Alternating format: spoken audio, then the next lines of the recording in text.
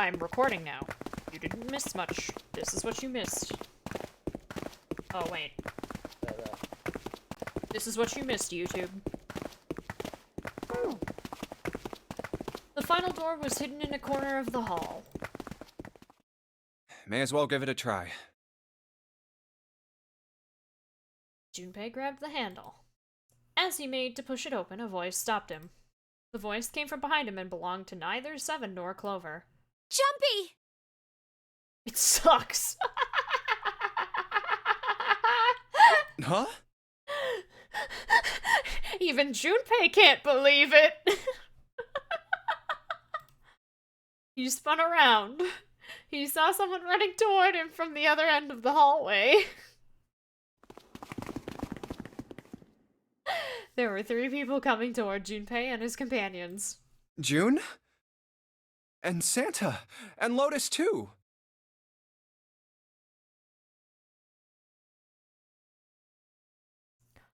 Oh!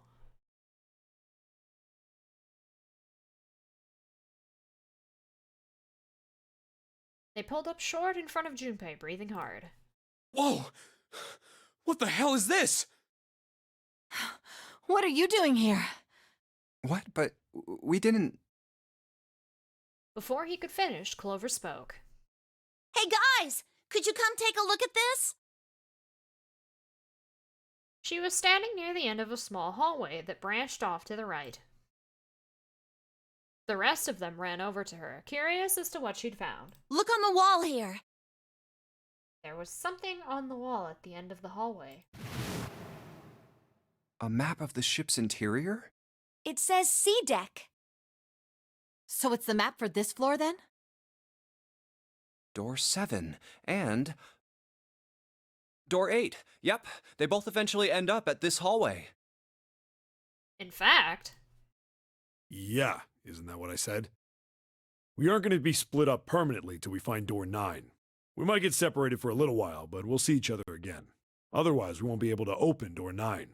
That's how the nonary game works. Steam that has them as one? Yeah, for the re-releases of 9 Hours, 9 Persons, 9 Doors, and Virtue's Last Reward, they were re-released together as one thing called the nonary games, because Zero Time Dilemma, although the 3rd game in the Zero Escape trilogy, it is not the nonary game. It is instead called something that was referred to as the decision game, since its central theming did not rely so heavily on the number 9. Other than that, there were 9 participants. I see. Junpei looked at the map of the ship's interior again. Oh, you're talking about Final Fantasy X. Oh, oops. Wait a sec. Hey, could this lead to... As he looked more closely, his surprise and excitement gave way to weariness. Oh! You've got to be kidding me. One by one, the others saw what he'd seen. We may as well go. Yeah. They moved as one for the door. Oh, almost forgot. We should keep this. He pulled the map of the ship's interior off of the wall, put it in his pocket, and followed the others. The 6 of them stood in front of the door, arrayed in a semicircle. Santa stepped forward. He took hold of the door and spoke without looking back at the other 5. Ready? I'm gonna open it. Slowly, all 5 nodded their silent assent. With a deep breath, Santa threw open the door.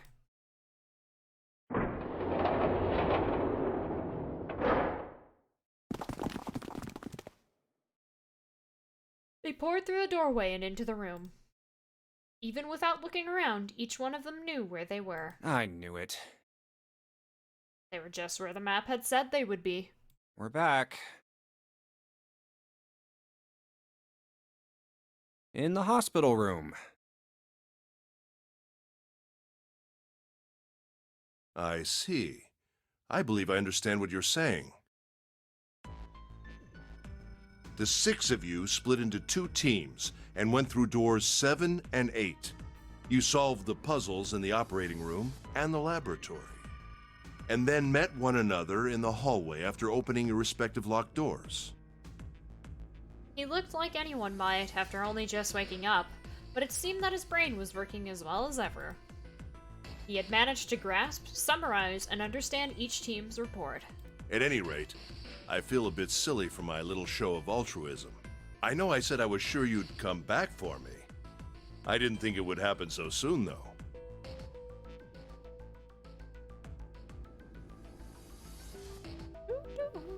Ace shook his head with a rueful smile.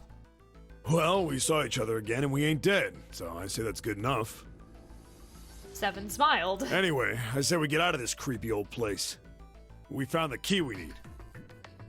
The key. Ain't that what I The just key. said? Sorry. I'm sorry. I'm talking Lotus. about the Jupiter key. We found it in the operating room. Right, Junpei? Yeah. Junpei nodded. Oh, the solar system keys. Actually, we found one in the laboratory too. Here, the Earth key. Lotus dug out a still warm key with an Earth symbol on it. I might lose it. It's probably better if you hold on to it. That way it won't be my fault if it gets lost. Meh. Yeah. On it. And with that, she pressed it into Junpei's hand. He felt slightly less than honored. Now we have 3 keys that we haven't used yet. Yeah. The Jupiter key that we found in the operating room. The Saturn key card we found in the kitchen. And the Earth key Lotus just gave me. Junpei tucked the new keys into his pocket. June spoke up.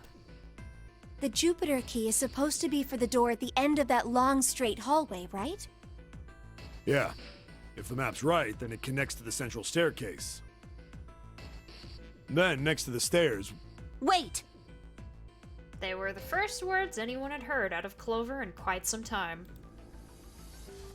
Her face suggested they weren't going to be very happy words. What about door 3? Look, you saw the map, right? It's the same as 7 and 8. It just lead us back to the big hospital room. There's no point to seeing what's on the other side of that door. There is a point. At least there is for me. There were tears in her eyes, but she glared at 7 as hard as she could, just the same. She looked very much like a frightened puppy. There wasn't a man alive who could have resisted those eyes. 7 looked everywhere in the room except at Clover and muttered and coughed apologies under his breath. Yeah, you're right, I'm sorry. Snake might be on the other side of door 3. Clover nodded once. The next person to speak was Ace. Very well, I'll be coming with you then. I've had a nice long rest. I think it's time I was up and about again. So 7, you'll help me, won't you? Huh? Me? Okay, 7, 8? What would make that 3? Clover. Junpei did the calculations quickly in his head. Probably faster than me. 4 plus 1 plus 7 equals 2. 1 plus 2 equals 3. It looked like 7 was doing them too. At last, he gave up. Damn. Well, I guess that's how it's gotta be. So I'm going with you, huh? Yes, you are. Alright, let's get moving. And so it was decided that Clover, Ace, and 7 would discover what lay beyond door 3. Okay, we're heading out. Be careful. Whoa. Didn't think I'd be hearing that from you, Lotus. Don't let it go to your head. I'd be in trouble if the 3 of you bought it. The rest of us can't open the 9 door. Ah, the truth comes out. 7 nodded as if the answer made much more sense and pulled the lever on the red.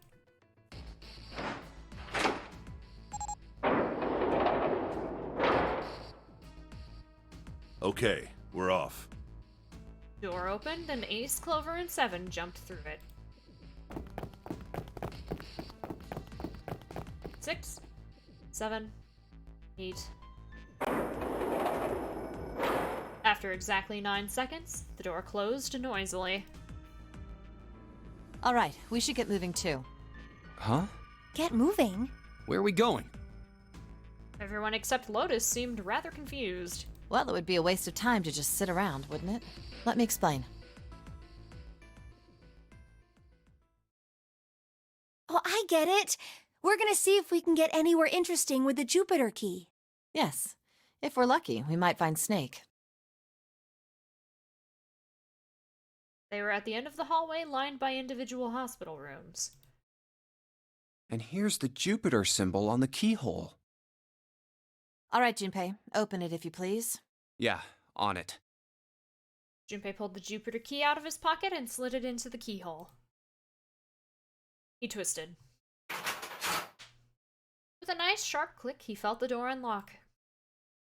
Junpei sucked in a breath, held it, and opened the door as quietly as he could.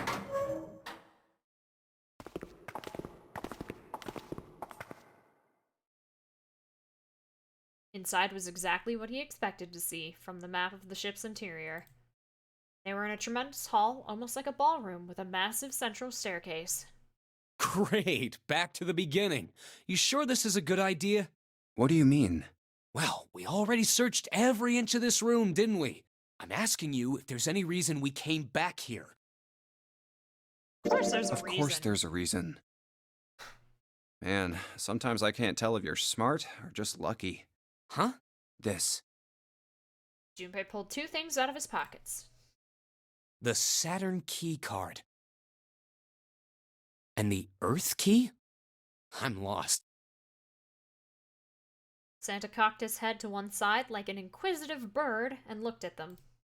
After several long moments, during which it became apparent that Santa had no idea what the cards meant, June took pity on him. Don't you remember, Santa? On C deck, where we are now, there was a big elevator behind the stairs, remember? And next to the elevator, there was a card reader with the Saturn symbol on it.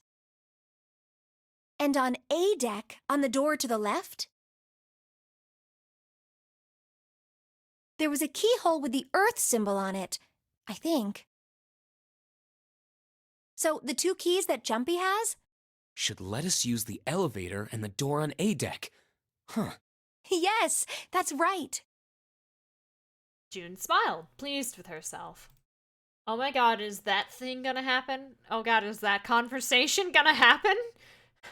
So did Santa. All right, I got it. Let's get started then. What do you say we split into two teams? Oh my Lotus god. and I will search the Earth one, Yes! so you two can search Saturn, all right? Oh boy, the world's most awkward conversation is coming up. Sounds good. Then you guys should take this key. I'm ready. I'm not. Junpei handed the Earth key to Santa. They decided that their initial search should be brief. We have no idea what's on the other side of these. So don't go too far. Just search for 10 minutes and come back. I'm so hyped for it. Plan decided, the two teams split it up.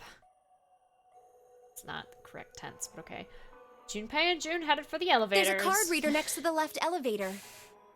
Then let's try out the Saturn key card.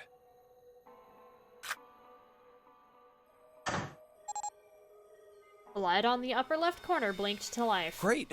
It looks like it's working now. All right, now how do I call the elevator? There was a single button to the right of the elevator door. Oh, it only has the upside down triangle on it. I guess there's no up button. Well, we may as well try pushing this one. The door slid shut, and they heard the grinding of the motor as the elevator car moved down. Or up, rather.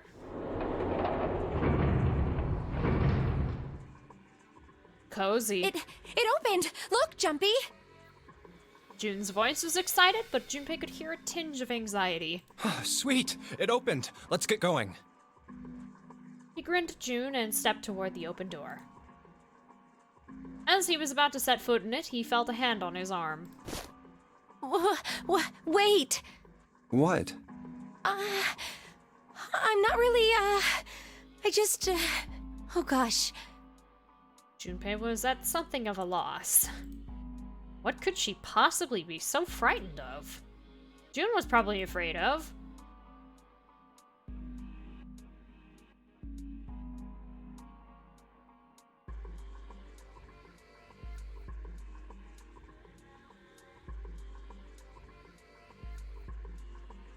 I'm gonna ask you all. Which one should we decide? Which one do we think?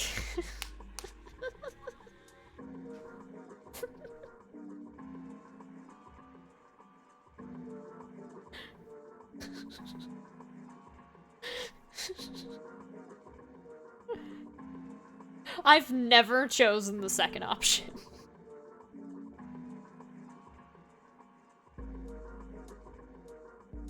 What consequences will happen?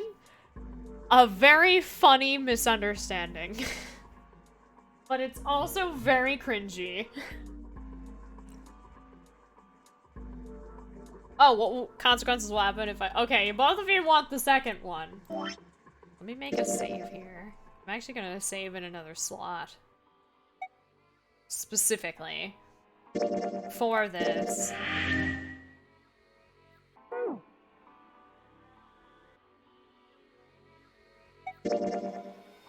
She was afraid because the only elevator button pointed down.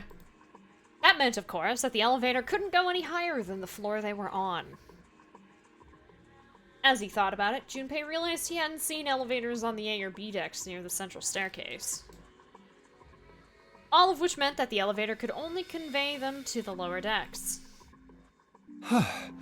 Come to think of it, the lower floor, D deck, is completely underwater.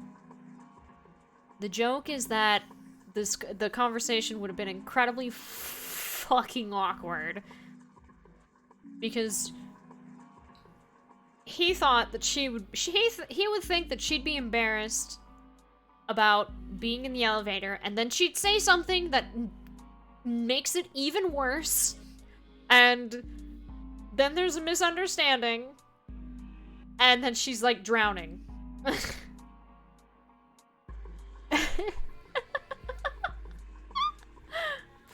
But it's so much worse in such a funny manner. Come to think of it, the lower floor D-decks. An elevator heading to a submerged floor. That is pretty scary. Hey, wait a minute. This elevator came up from somewhere under us, right?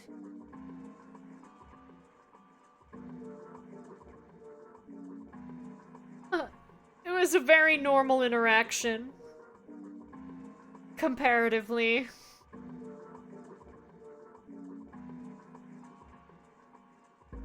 I'm debating loading that save.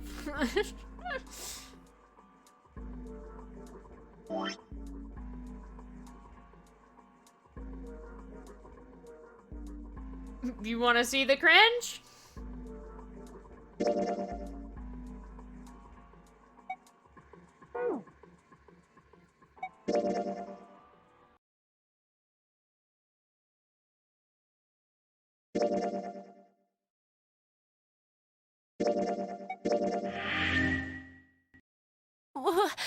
Wait! What? After a little thought, Junpei decided that she had to be nervous about being locked up in such a small space alone with a boy. Well, we will be all alone in here. In a way, it was kind of cute. Very demure, you could say, he thought. Still, even though it wasn't exactly roomy in the elevator, they weren't going to be pressed up against one another. At least, they didn't have to be. Still, it was making her nervous. Junpei couldn't help but think how innocent she was. Jumpy? Huh? Oh, nothing. It's not important. Come on, let's go. Again, he stepped toward the elevator. And again, he felt himself restrained. I said wait a minute. Why? Aren't you afraid, Jumpy? Afraid of what? Well, I've never... You know. It's your first time? She'd never been in an elevator with a man alone before? Even so, she still seemed awfully alarmed. I might... get wet. What? Down there. I'd get soaking wet. Well, I mean, of course you would. That's the way it works. I mean, I've never heard of anyone getting soaking wet somewhere else. That's true. You don't mind Mind what? getting wet. Well, I don't know. I think I'd probably, you know, like it. He's such an idiot. Gosh, Junpei, you're so brave. I don't know why I asked which choice, because I was curious about where the second one would go. But this is so much. It's so. Ah! Really?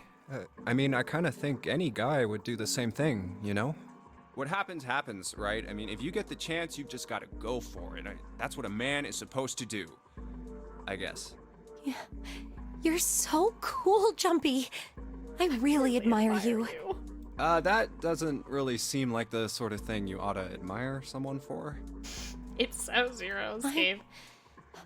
I'm really scared. Yeah, I mean, like you said, you've never done it before. Yes, so I don't think I'll be able to last very long. And then it'll be over. Over?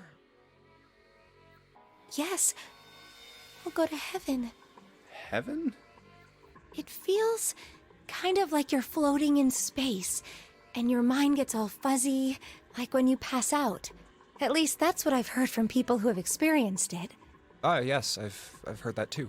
Although I don't think the same thing happens to guys. What? Huh? But it would happen to men too, wouldn't it?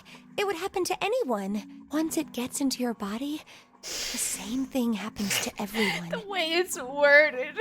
It's like, I don't know. Looking back on this conversation, I wonder if she's really, like, being that dumb, or if she just knows he's that dumb and is playing him for a fool. Well, I mean, usually it doesn't go inside the man. I mean, generally. Yes, it does. Well, eventually it will. It's not like you really have a choice. Your body will force you to swallow some of it. Eventually. What are you trying to do to me? Nothing. He's so upset. I'm not going to do anything to you. He's just so upset about it. I'm just saying that that's what happens. It's a psychological reaction to what you're experiencing. Oh, is that so? Then it's only natural? Is that what's natural for living beings? Perhaps he'd been mistaken all these years. Had he misunderstood life so gravely? The thought terrified him. June seemed to be entirely oblivious to Junpei's mounting confusion and terror. I know most men probably have larger lungs, but even then, I don't think you could hold your breath for 20 or even 10 minutes. Eventually, you'd have to breathe, and then the water would get into your lungs.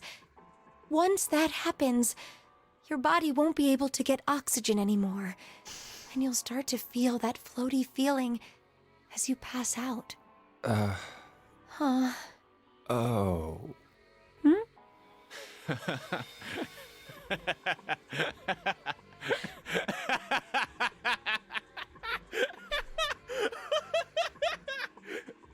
He broke.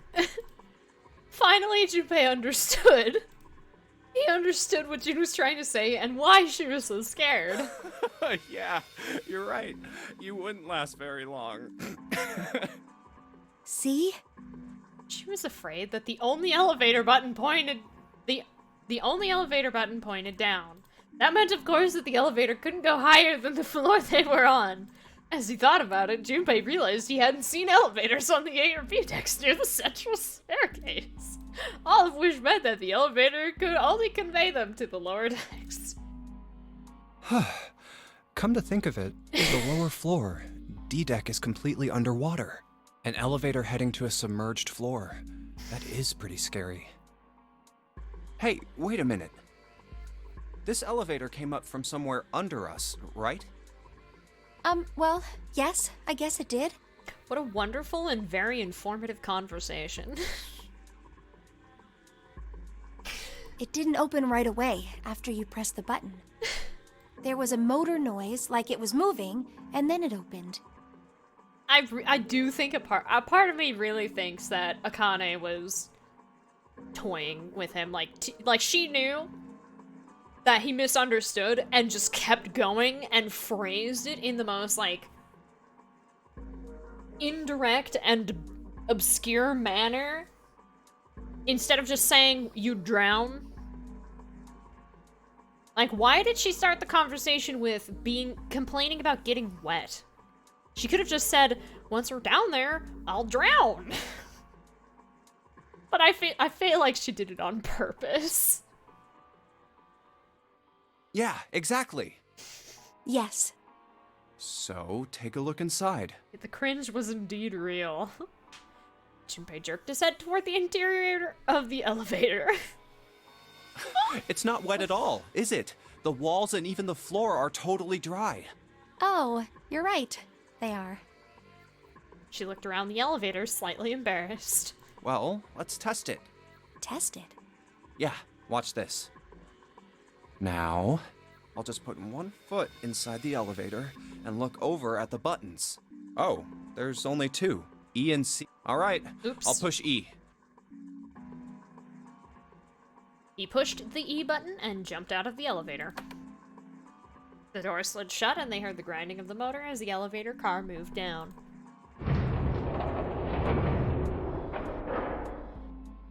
What a fancy elevator. I think I can hear it opening on E deck. Okay, that's done. Now I'll just press the button again. A few moments later, the elevator returned.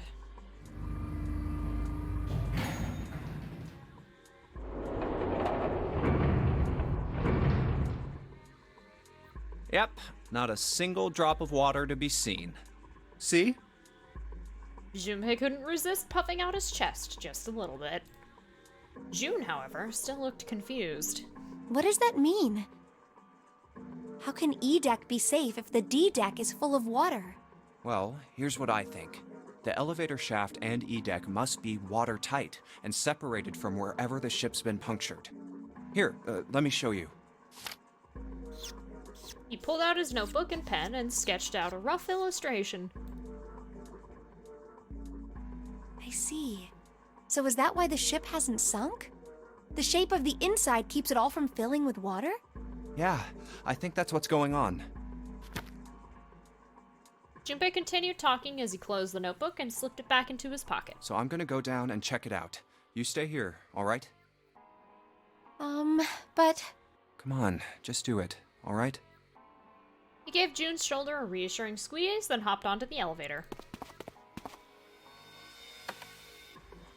He pushed the E button and the door began to close.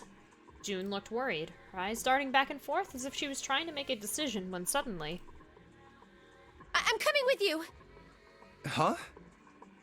At the last possible moment, June dashed forward, turning sideways just in time to slip through the gap between the closing doors. Hey, wait!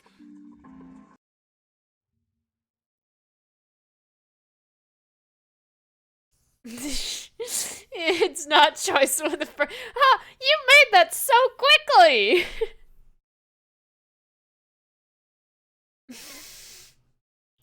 It was only in that moment, okay? Don't worry. Junpei jammed his finger against the open button. But it was too late. Oh, crap. It closed. The door had shut. He and June were in the elevator, and it was headed down to E deck. He was so surprised by June that he didn't even have time to think about what awaited him on the E deck. I can't just let you go alone, you know. Ah, jeez.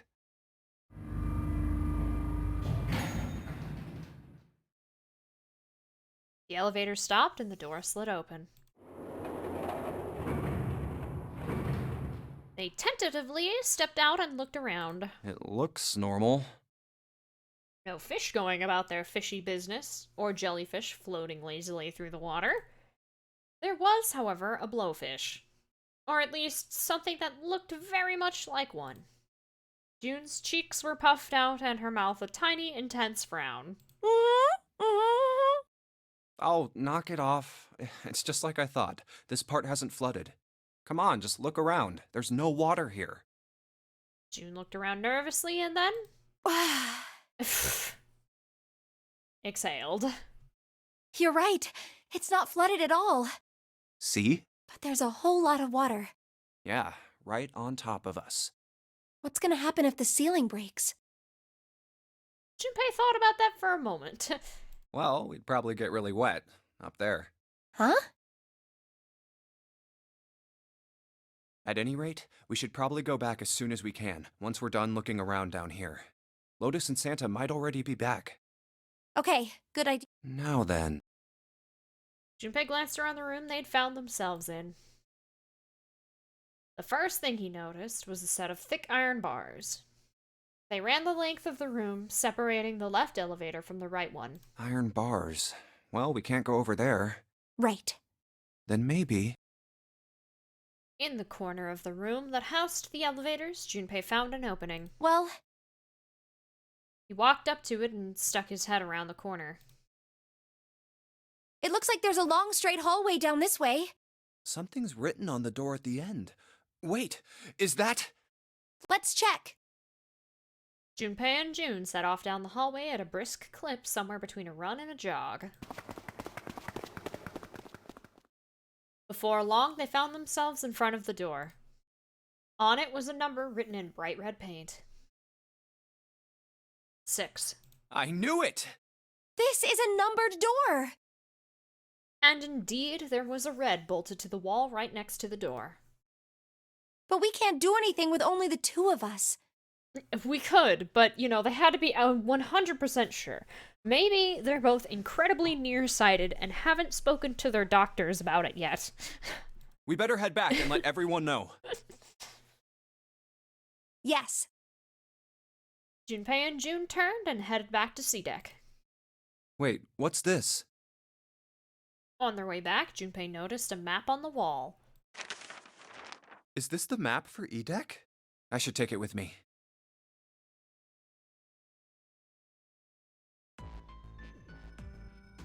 Huh, so you guys found door 1. They'd met back up with Santa and Lotus, who had explained what they'd found. Apparently, there was another numbered door on A deck, just like the one on E deck, beyond the door that the Earth Key opened.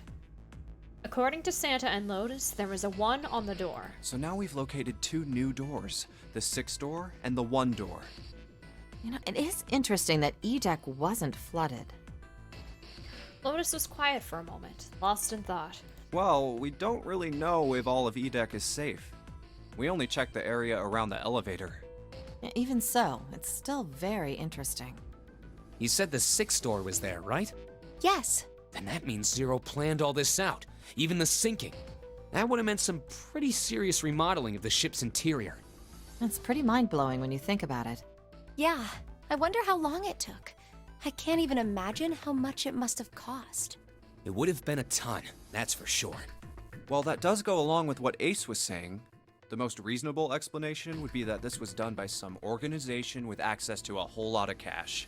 Yes, it does make sense. That thought made them all go quiet for a moment.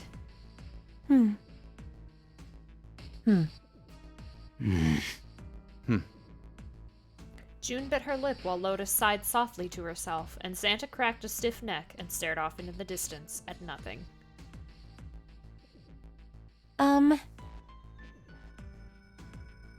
Yeah? I don't think it's a very good idea to stay here. June looked up at Junpei with large, pleading eyes. That's their bank balance after putting all this together? Yeah. Yeah, you're right. Ace and his team might be back already. Well, Junpei and I should be able to open door 1. Huh?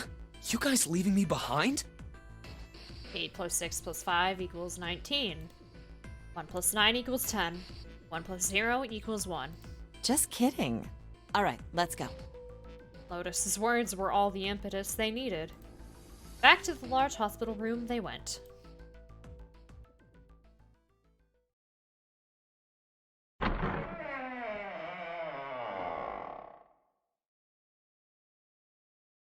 The moment they stepped inside, a tremendous voice echoed across the room. Hey! Was it Where the hell really? did you guys go? It was 7. 7?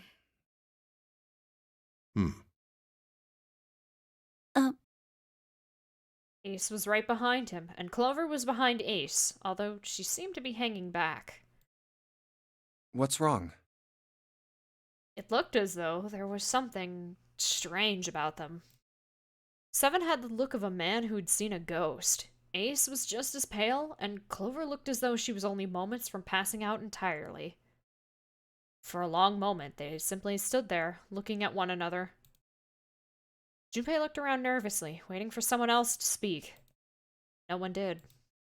He looked at 7. What happened? What the hell kind of question is that? 7 was trying very hard to be angry, but something had shaken him. Hard. His shoulders were trembling, and his voice was strained. Snake is...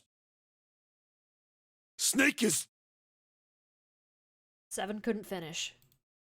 He just looked away, his face twisted by... Junpei wasn't sure what. Instead, Ace spoke.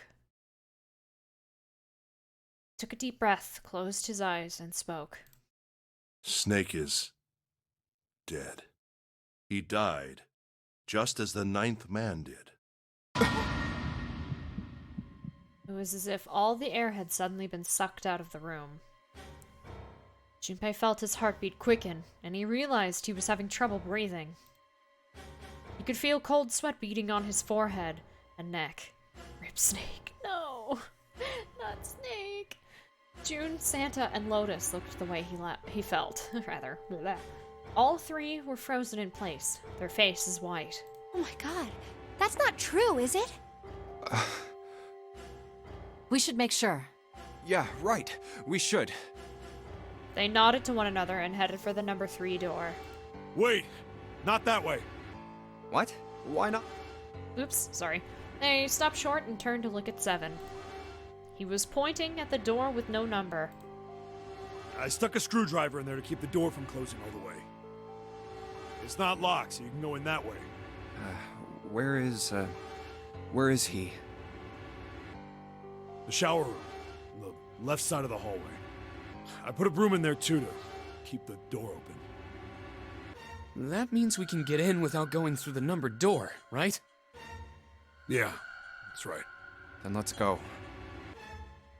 Their new destination clear, Junpei and his companions headed for the door with no number. Once in the hallway, it was easy to spot the metal door on the left wall. This wasn't open when we passed here before. But now, just as 7 had said, there was a broom stuck between the door and the frame, keeping it open. Well, let's keep going.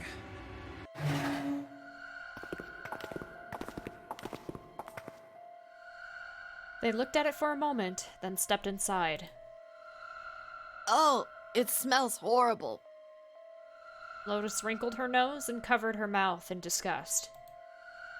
Even Santa pinched his nose shut. Ugh, yeah, this is pretty awful. I feel like I'm gonna puke. It was just as bad as they said, perhaps worse. A hideous smell filled the air, so thick they could almost taste it. It was sour and smelled of fish, feces, and burnt meat. It worked its way through Junpei's nose and down his throat to pound against the entrance to his stomach. What a description. He put his hands over his mouth and struggled to keep what little was in his stomach where it belonged. Where is he? Where's Snake? They didn't have to wonder where the body was. There. There was blood everywhere, a few arms of the splatter reaching toward them as they walked in through the door. All one had to do was follow the many radial arms to their source. The body itself was hidden behind a divider. June, you should stay here. But... Please, just do me a favor, okay? Alright? He didn't give her a chance to say no. He put his hand on her shoulder as if to shove her into the ground like a tent pole. Turned and walked toward the end of the divider. I'm going in. It felt like it took an eternity for him to get there.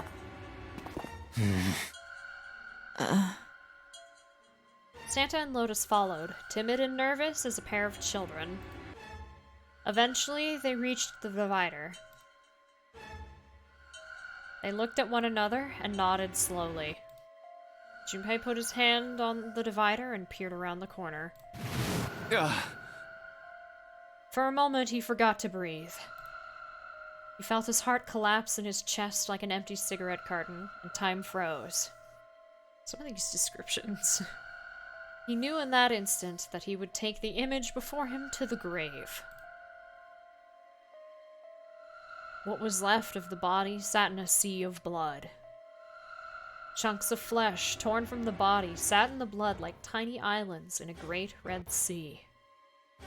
A vast, ragged hole had been torn in the torso, and what remained of his intestines spilled out of it like fresh spaghetti.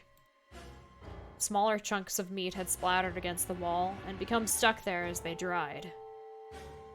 Globules of yellowish fat had left trails like tiny slugs as gravity pulled them down the wall, even as they dried to it. Just like Ace said. Santa's voice was strained. Junpei suspected he was holding down some vomit of his own. Just like the ninth man. The detonator in his bracelet set off the bomb in his gut. It is a lot of blood. Also, hello, Jeppo. It looked as though the explosion had been quite powerful. Oh god. The bone is coming out of his left arm. It's definitely an open fracture. His legs were both bent in an odd, unnatural way, and his left arm had split open, exposing the painfully white bone of his ulna. His bracelet lay next to him. It seemed to have hit the wall hard enough to have shattered the display, which lay on the ground in pieces. Oh, the face. It's horrible. Yeah, you can't even tell who it is. Half of his head had simply collapsed. The blood coating almost made it look like raw pizza dough covered in tomato sauce. Why these descriptions, man? His clothes, too, were covered in blood. The burgundy tie, the white shirt, the jacket with the yellow piping, and the gray slacks. But the clothes are... They were all familiar to Junpei. No mistake about it. It's Snake. Lotus's voice was unnaturally deep and strained, and Junpei heard it catch in her throat.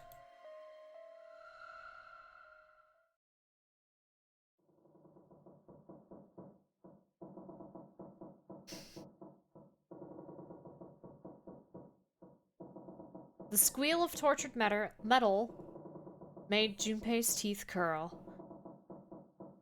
It sounded like the noise a ghost would make. No matter how many times he heard it, he never got used to it. Every time it put him on edge. It didn't help that there was a girl nearby who looked far more like a ghost than a living human should. It was Clover. She sat on the edge of the bed, her head drooping listlessly onto her chest. Her eyes were blank and stared across the room at nothing. Her breathing was slow and mechanical. Aside from the rise and fall of her chest, she didn't move. Junpei felt as if even a nudge might cause her to shatter into 1,000 pieces. Snake was probably murdered. Chances are he was killed the same way the ninth man was. Seven lowered his voice, likely in an effort to keep Clover from hearing what he had to say. There were 4 other people in the room with Junpei and Seven. Ace, Santa, June, and Lotus. Seven looked at each one of them in turn and continued. It's pretty straightforward. Not that hard to figure out how they did it. First, the killers got Snake to authenticate on the red to open door 3.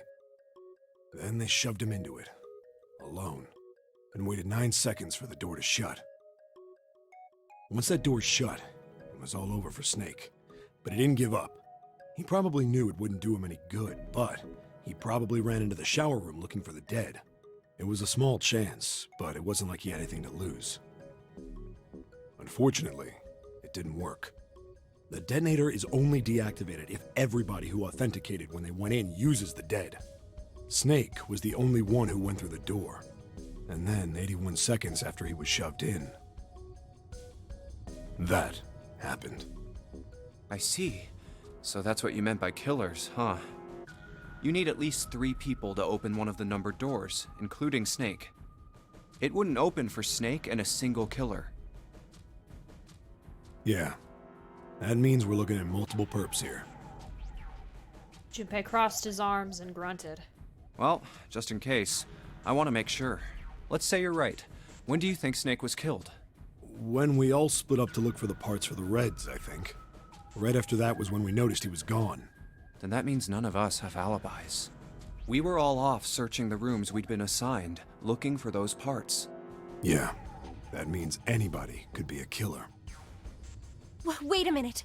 What are you talking about? June seemed shocked.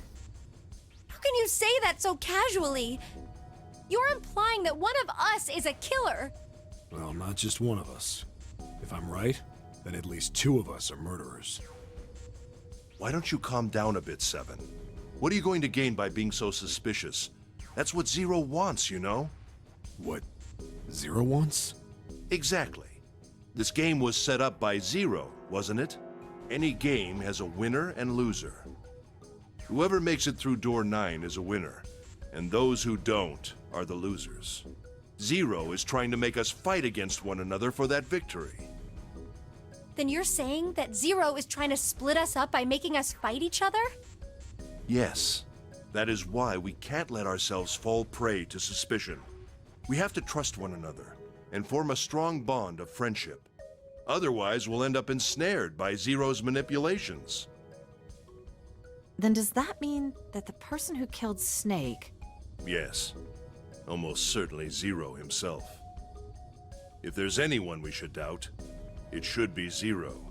He masterminded this game and kidnapped all of us. Doesn't it seem reasonable that he would have killed Snake as well? It wouldn't be anime without the power of friendship. Good question. Junpei hadn't really considered that. If Zero killed Snake, then Zero is on the ship with us. Junpei, was Zero still on the ship with them?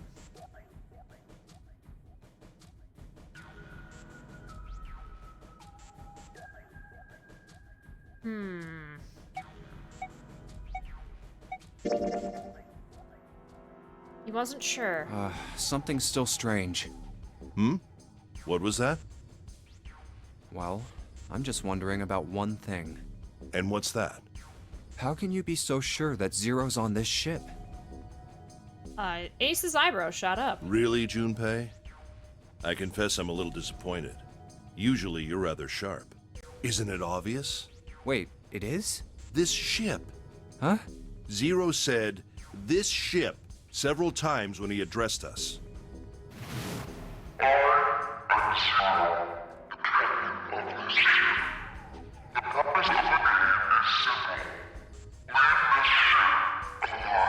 Fuck you too, Ace. Yeah, exactly.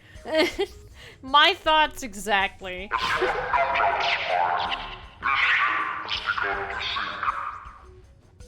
If he weren't here, he wouldn't say this ship, would he? Maybe he's trying to trick us into thinking he's on this ship. Or maybe just for the sake of making it shut up, Ace. He'd be saying something like, that ship, or the ship. Oh, yeah, I guess that makes sense. Ace's explanation made perfect sense. Junpei felt a little foolish that he hadn't seen it himself. Go take another nap, yeah. Still, he was left with a question, and it was one of no small importance. If Zero's on the ship, where is he? Suddenly, everyone went very quiet. The silence was cold and clammy, and Junpei could feel it crawling across his back and around his throat. Again, he heard the ghosting moaning noise. And moments later, a person who looked more ghost than human appeared. It was Clover. She looked at the floor as she spoke, and her voice was a cold monotone. I think Zero is one of us.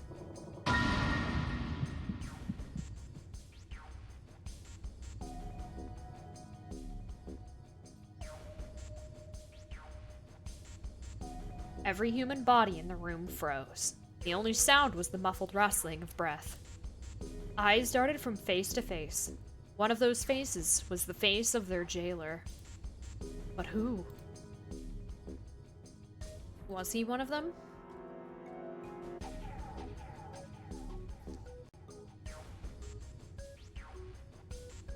I don't want to make Clover sad, but... Well, that's possible. Huh?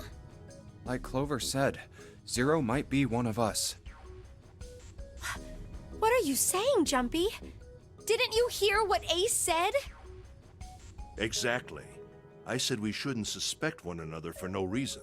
No reason. I've got a great reason. And what's that? The bracelets.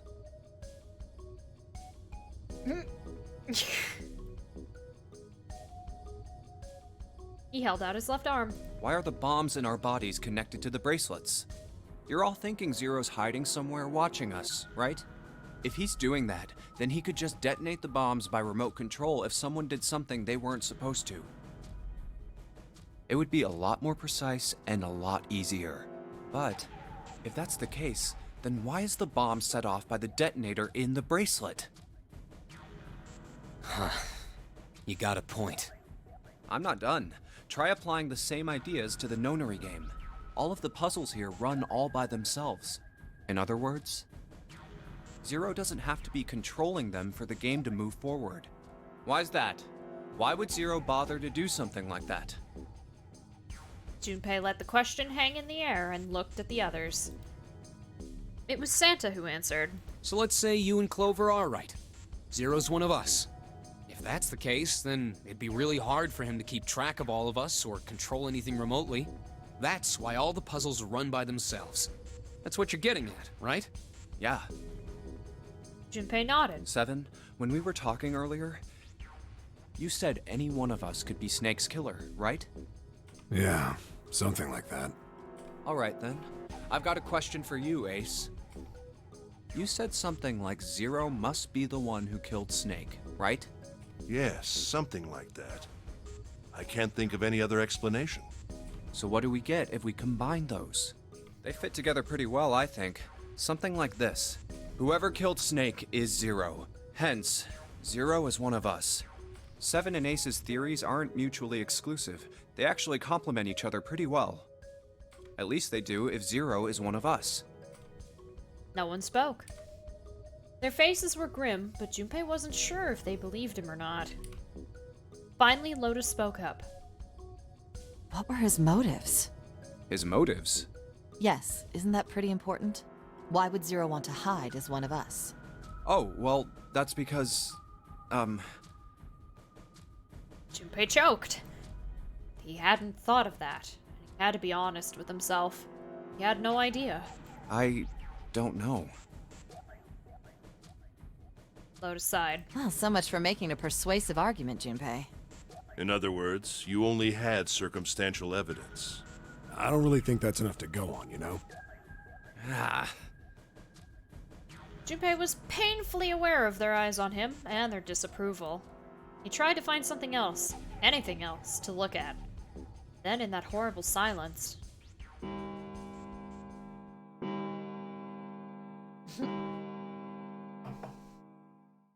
they heard a bell begin to ring. It was the clock at the central staircase. It's 3 in the morning. That means we have 3 hours left. Oof. Then we need to move now. 7, Clover, Junpei, I know how you feel, but you do understand that right now it's important we trust one another, don't you? You're right, but... Junpei couldn't bring himself to respond. He swallowed the words he wanted to say and sighed. 7 and Clover remained similarly silent. Their eyes were looking at something somewhere else, very far away. We must go. We have very little time left. Ace's words put their feet to moving. They all knew where they were going. Our next destination is Mercury. But maybe you and June should check it out first and then report back to us. All right, let's go, June. Right. Here it is. It sat bolted to the wall near the stairs that led to the casino and the kitchen, between the two elevators. The Mercury card reader. We're using the card 7 gave us, right? Yeah, I found it when we were checking out the shower room. I think 7 said something like that. Anyway, let's see You what two happens. can die, not me. Junpei slid the card through the reader. The light on the reader turned green and made a tiny electronic noise.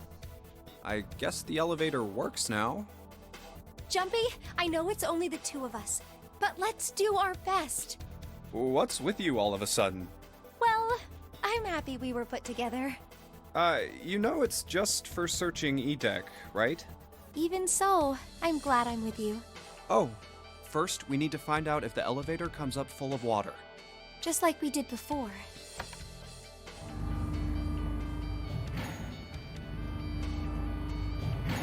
If I remember right, I'm gonna want to take a very specific door. Here it is. I knew it. It's not wet at all. Let's go. Yes. Like the next door, I'm not gonna want to go through. For the direction that I would want to take this. I'm trying to remember what the door numbers are. We have 1 and 6 right now. Look! Nearly all of the buttons are destroyed. Yeah, only the seat and bottom button can be pushed. We're on C deck right now, so the only one we can choose is bottom. Yeah. Well, let's try it out. How's my food situation? I literally just got a text that dinner is ready. Junpei hit the bottom button. Door closed. Slowly, they began to move downward. Oh, so Oh. this is the bottom deck. Okay, I see. That makes sense.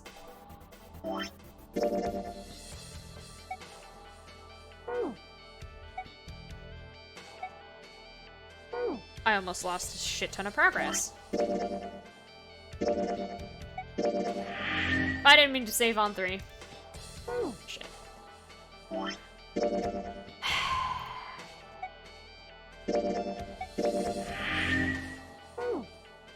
There we go. Let's pull up. Oh. It's alright, it's alright.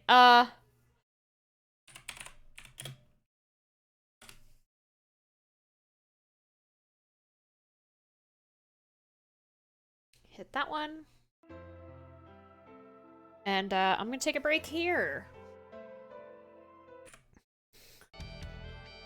Alright. Resuming story. Try to get comfortable. Blech. You still got 2.5 minutes left on that channel points. Bet. They stepped off and saw that the hallway to their right ended somewhere between 20 and 25 feet from them. The hallway in front of them was a dead end.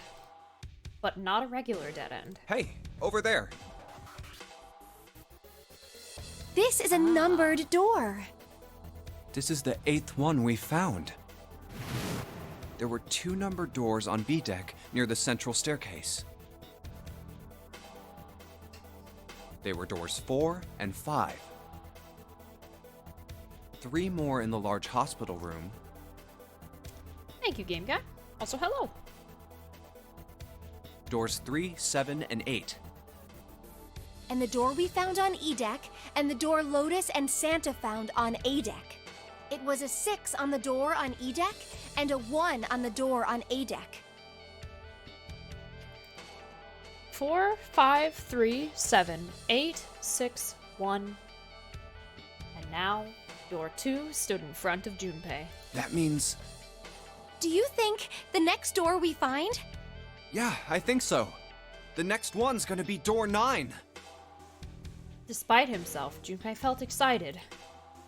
There was something about that excitement that frightened him as well. Finally! Yeah, You don't look very happy about it, though. it's not that. I just hope nothing goes wrong. You're right. We should keep our fingers crossed. Let's head back. Okay. He did his best to put it from his mind and headed back to C deck with June.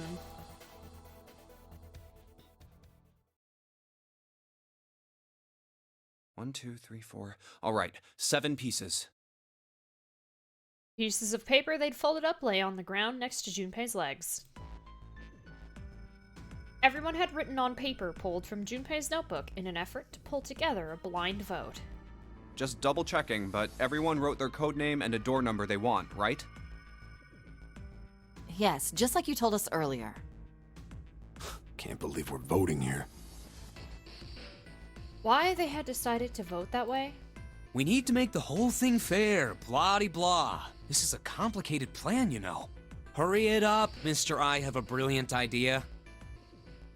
They decided it wasn't fair to simply ask everyone at once. That would allow people to force others to go through certain doors. Yeah, quiet in the peanut gallery. And he had a plan. Wasn't a plan he wanted anyone catching wind of. However, so he did his best to act calm as he began to open and read the pieces of paper. All right, let's open these up. The first one says, Ace requests door 1. Yes, I do. Would you like me to explain why? No, we don't have time for that. Sorry, let's keep going. He opened the second one. Next is Santa. He wants door 6. Yeah, that's what I wrote. Junpei continued with the third, fourth, and fifth pieces of paper. Clover wants 1, Lotus wants 2, and 7 also wants 2.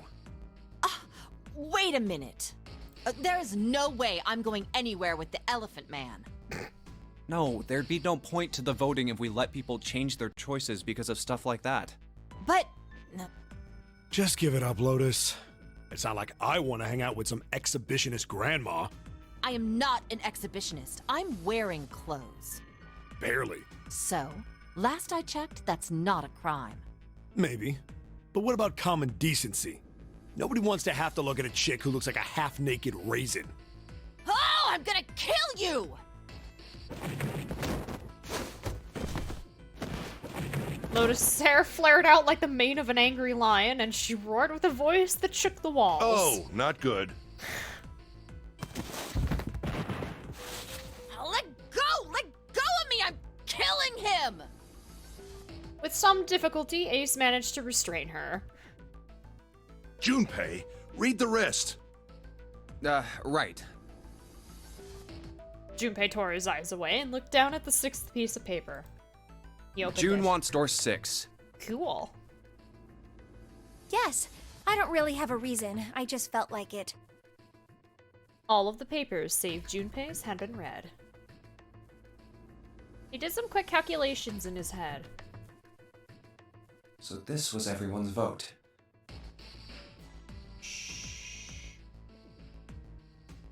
Okay, Val. Ace and Clover requested door 1. This was the door on A deck near the central staircase. 7 and Lotus requested door 2. This was the door on the bottom deck and could be reached by taking the elevator to the bottom of the ship. Santa and June requested door 6. This was the door on E deck and could be reached by taking the elevator near the central staircase down. Then the door I should choose is... 7 is still alive. Yes, he is. She didn't manage to kill him. It took him less than a second to run the numbers. He opened the 7th piece of paper Okay, and spoke. the last one is mine. I want to go through...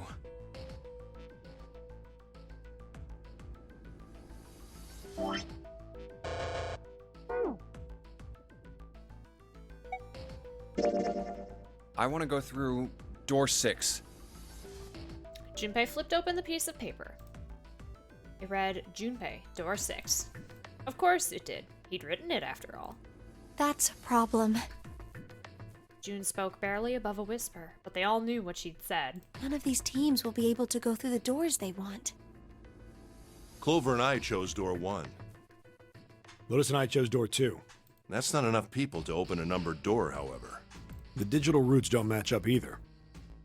We've got similar problems. Junpei, and I want to go through door 6, but our digital route is 5.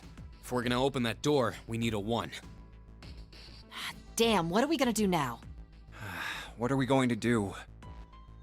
Junpei crossed his arms and did his best to put his thoughts in order. The others followed suit, but with little result.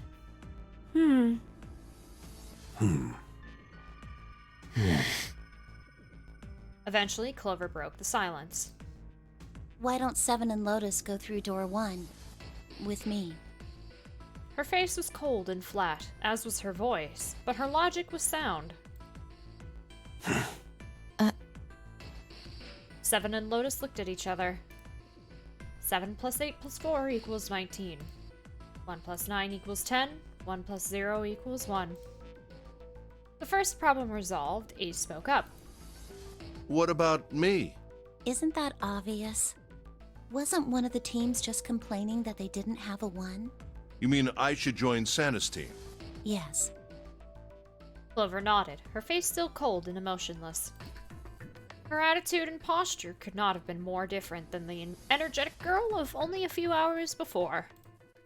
No one seemed ready to contradict her. Her response was understandable given the horrible situation in which she had found herself, but even so. Huh. I understand. I'll go through door 6 then. If we do as Clover has suggested, we can all pass through a numbered door and no one will be left behind. This seems to be the most reasonable solution. 3 plus 6 plus 5 plus 1 equals 15. 1 plus 5 equals 6. 7, Lotus. What do you guys think? I don't have a problem with it. Me either. All right then, we're good to go. See you later. Wait, Clover! Don't move on your own! Val, what are you Oh, doing? I'll be going too then. What are you doing, Val?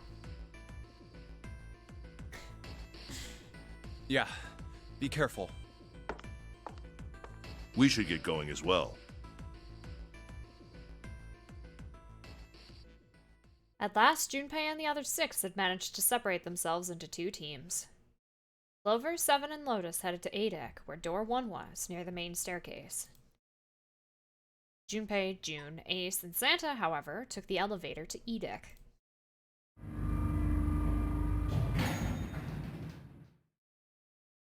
The ride to E deck was a silent one. This is E deck. There should be a door at the end of the hall. All right, let's Val, go. you're okay. No, no, no. He sounds so sad. No. Santa's words jolted them to action, and they stepped out of the elevator into a long, straight hallway.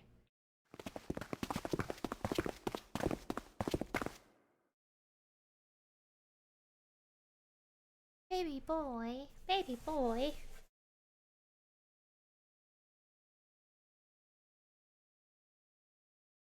What?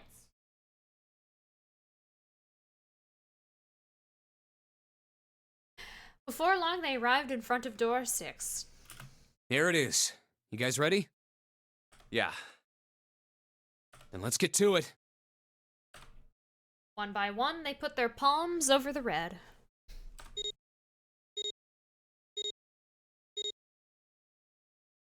With a soft electronic noise, it authenticated each of them.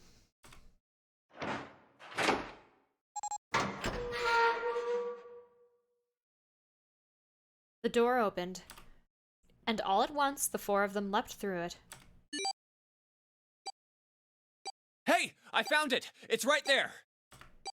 Fortunately, the dead was located easily enough. This one had been placed quite close to the door they'd entered through. They gathered around it quickly and hurriedly placed their palms on it for authentication one by one.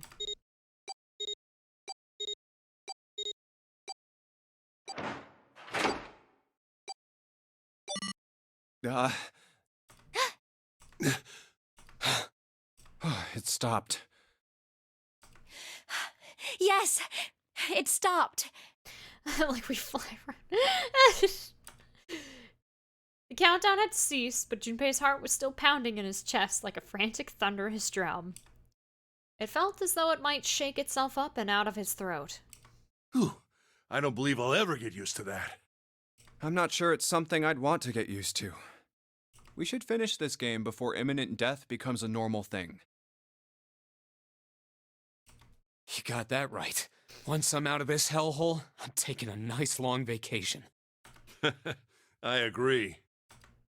With that, the doom and gloom from before was done, and the mood turned somewhat lighter. All right, let's go. Yes. Room time. With that attempt at good humor, Junpei took a deep breath and began to walk.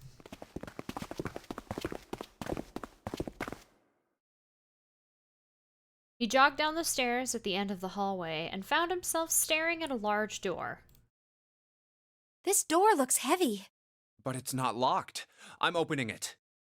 Val, why'd you come over to this side? No, come over to this side. I can play with you with my left hand, not with my right. I need the mouse for my... I need my right hand for the mouse. Come over here. No, come over on this side. He took hold of the bar that served as its doorknob and shoved it down.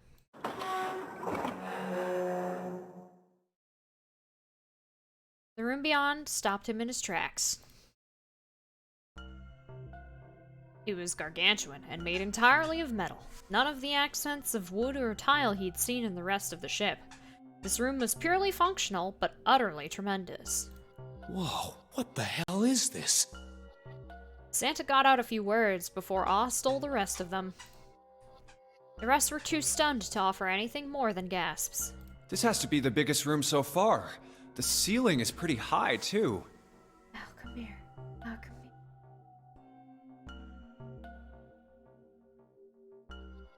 Huh. Could be 2 stories, maybe even more. This space could be utilizing the entire length of the ship. What's that huge Kamaboko-looking building in the middle? June pointed to the massive building in the center. Kamaboko? Well, I guess that's as good of a description of it as any. Junpei and the others were standing on scaffolding that crisscrossed the whole area. The proper term was catwalk, Junpei thought, although that didn't seem particularly important. I see stairs, so we may as well head over to them. Yeah, but this section's barely wide enough to fit one person. Fuck is a Kamaboko? Well, let's look it up.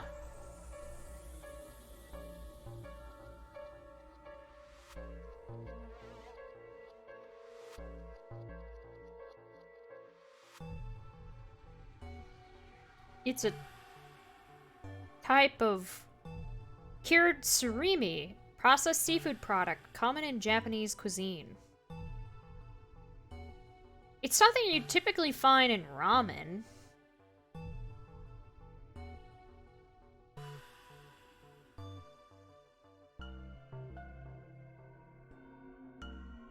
It's also known as kanikama, imitation crab sticks. Made by seasoning fish paste with crab liquid, it's popular for sushi rolls, but I've also seen it in ramen. Sometimes. Interesting. I guess it's because of the shape. You're right. You should pull the Funyurin by answer. Oh, I'm sorry. Nearby was a long iron staircase that made its way eventually to the floor beneath them.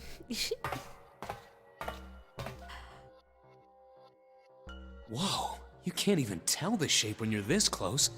Let's check out the other side, too. They moved around toward the opposite side of the massive building, following the catwalk. They hadn't said much as they walked, but as they approached the building, Ace suddenly spoke up. This looks to be the steam engine room. The steam engine room? Yes, that thing that looks like a cross-section of a mushroom is the boiler. Do you see the 3 round doors near the bottom? Coal is put into those and burned, which heats the water, producing steam. The same thing that drives a steam engine. This one is simply somewhat larger.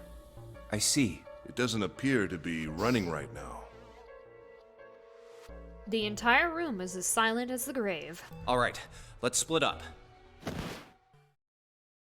Then all of a sudden, Junpei heard a noise behind him. He turned just in time to see June collapse to her knees. Hey, what's wrong? Are you alright? Oh yeah, this scene where everyone was like, look at Junpei's ginormous fucking hands compared to Akane's relatively small ones. He dashed toward her and wrapped his arm around her shoulders to steady her. Hey, June. It was then that he noticed. Junpei, Oh, you're really warm. Is your fever coming back? yes. Yes, it probably is. No, Sora, this is true. His hand doesn't span the entirety of her spine. But I'm fine. Well, not spine, just Don't back. worry about me. I just need to rest. And I'll be fine. She is somewhat small. Her voice was weak and forced, and it said a great deal more than her words did. Okay, here, sit down, careful. Junpei carried her to the nearest wall and propped her up against it. He let her head fall back against the wall as if she no longer had the strength to support it, and drew a ragged breath. Thank you.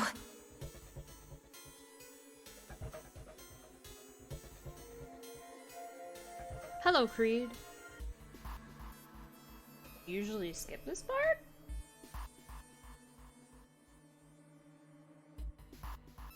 Her eyes were empty, as if she was having trouble focusing them, and even speaking seemed difficult for her. Junpei felt his hand ball itself into a fist, and clenched tight, his knuckles whitening. Val, you're gonna fall over!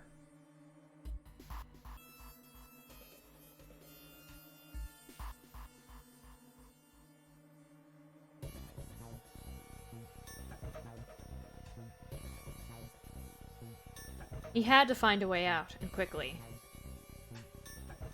He turned and looked at Ace and Santa in turn.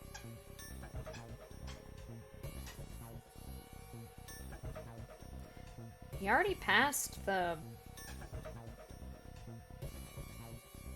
We already passed the elevator scene.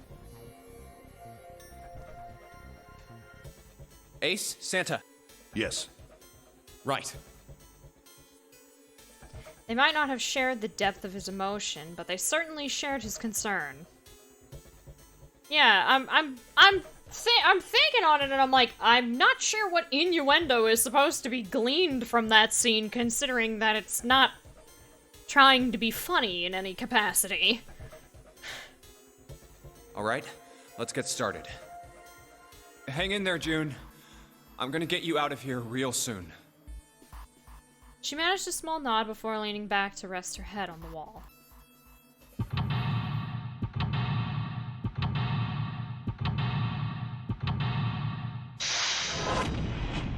Val.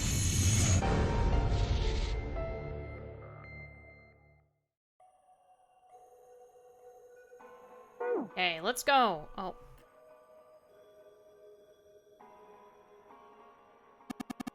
See, this is probably here to move coal from place to place. Probably comes from over there. And then the belt carries it down the tunnel and out of here. Well, it would almost certainly come out here.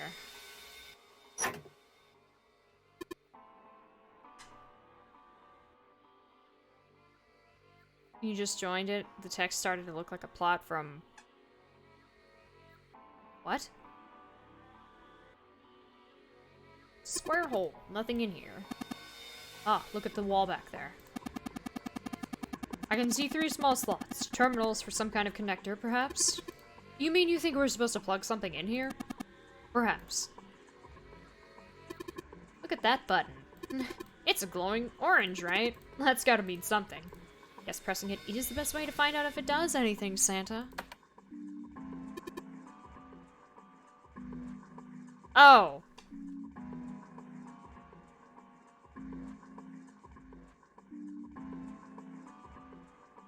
Yeah, you just kind of came in and started talking about something completely unrelated to anything about what I was doing.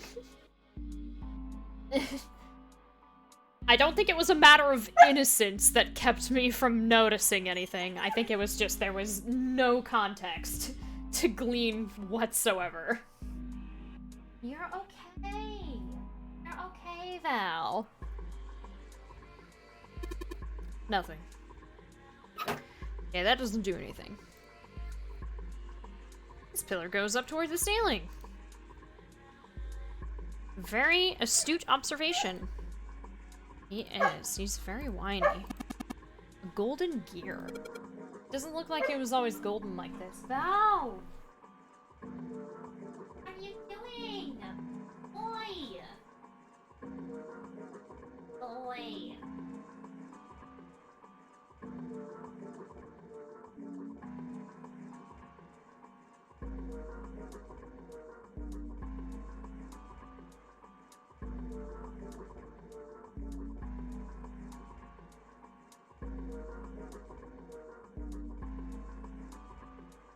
The dog. Petting the dog.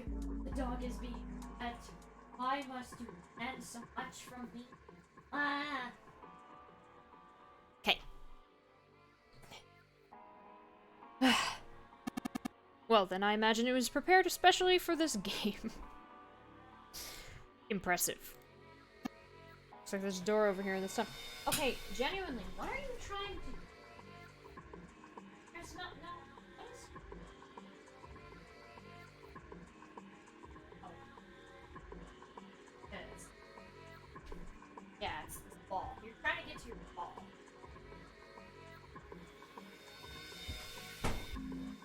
Or gets close. Because you're trying to figure out if you can climb my bookshelf to get to something. No. Belt over there must deliver the coal, which is then picked up and thrown into this door. The door appears to be welded shut, however. A huge bronze gear. This has to be important. It's a silver gear. Do you think it's made of pure silver? No way. Silver's way too soft to use for a gear. It's gotta be steel or iron gear that's been coated with silver. Ugh. Shouldn't have called it a silver gear then. Shouldn't have got your hopes up. Were you thinking you'd haul this thing back? Nah, but I think 7 could probably carry it, don't you? Good job. Oh, no. There's a pair of wooden boxes here. There's nothing in them. Look, Ace! Some kind of snowman secret meeting! Those are just bags full of sand. You use them as a counterweight when you're lifting something with a pulley system. Man, you're too serious. There are a number of cloth bags over here. There's nothing but sand in them.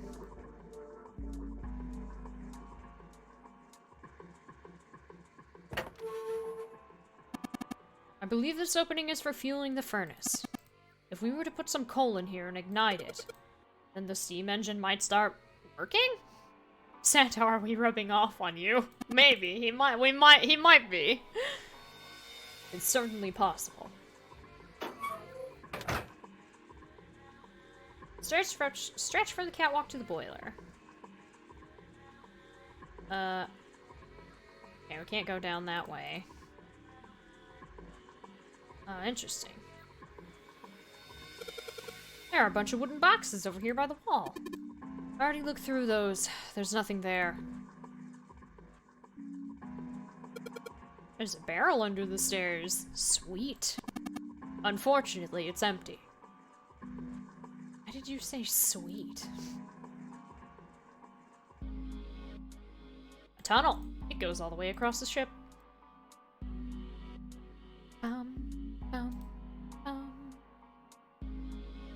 There's a thick iron door blocking our way. You think this is... Yes.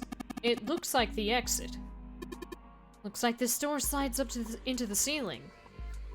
Impressive. What is this? Given its placement, this must unlock the door to the left. That's a weird indentation...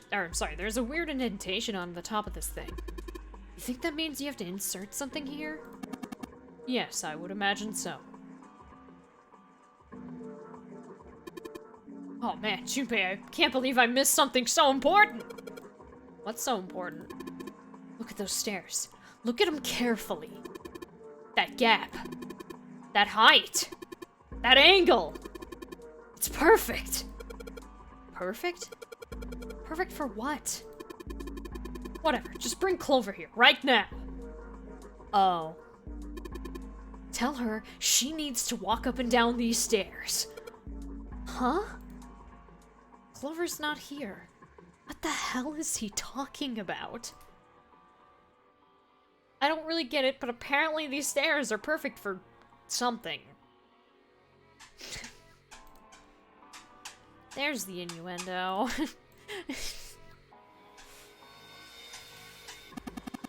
These two columns are different from the others. The lights are red. The slider is down. I guess Ace feels like giving it a try. Nothing. It won't move at all. This slider is down. Looks like Santa wants to give this one a shot. Ugh, damn it! Nothing. This thing won't budge. This slider is down. Well, let's see if I can get this thing to go anywhere. Ugh, man. No dice. This thing isn't going anywhere. 3 sliders on the left are down, but this one is up. There are a number of lines engraved in these. I suspect we are meant to do something rather specific with them. Junpei, why don't you move that slider down? Well, there's no harm in trying, I suppose. Nothing. Nothing happened. Maybe it needs to be prepared somehow. You're saying if we did something somewhere else, it'd respond somehow? Yes, I suppose that's one way of putting it. Okay. I can see an outer gate. Plate looks pretty sturdy. Anything else to look at besides, like, leaving? No? Okay. We aren't gonna get anywhere with a pile of boxes here. What the hell's in these things anyway? They're way too heavy to move. Hey, Junpei, where you going? The only thing in there is a closed numbered door. Kinda pointless to go back, huh? Yeah, it sure is. Looks like there's a few more doors over there. These boxes are going to make things difficult. Perhaps we should use the scaffolding instead. Alright. One of the doors on the furnace. There's an A on it. There's a circular wheel in the center of the door. Alright, let's give that sucker a twist. Oh, hey! Well, it's noisy, but it opens. And it's totally pitch black in there. We should, go in here. Alright. Let's go. This looks just like the door we went into. Where are we? We must be on the other side, yes? Which would put us directly above the conveyor belt. At any rate, we should keep moving. There's a great deal we've yet to investigate. Finished our water. That's what that noise was. It's up. Okay, that's just stairs. Never mind. Can't get through. Whoa!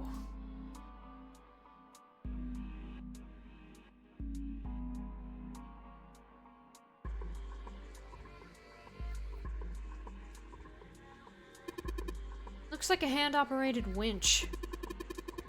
But it doesn't look like there's any way to, operate it. That means the wheel isn't attached. Okay. The wrong way, then.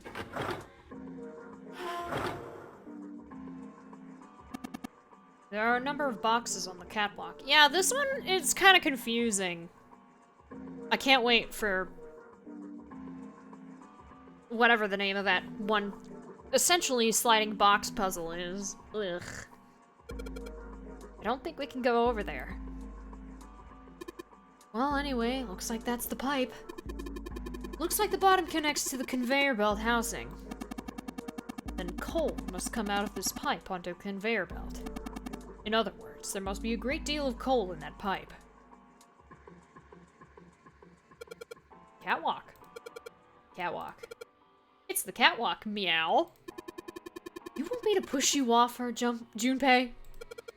No way, Meow. You jackass.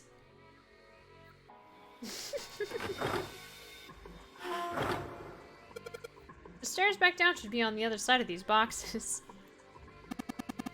You have an excellent memory. Yes, the Nyan Walk. Use that to draw a map inside your head. That way you won't get lost.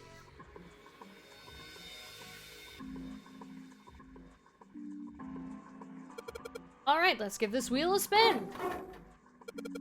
Oh, what? That's weird. I don't feel any resistance. Ah! Ah, shit. It's a wheel that seems to be part of the winch. There are some pegs on the back that look like they go into the holes on the winch. Good job, genius. You broke it. I didn't break it. It broke all by itself.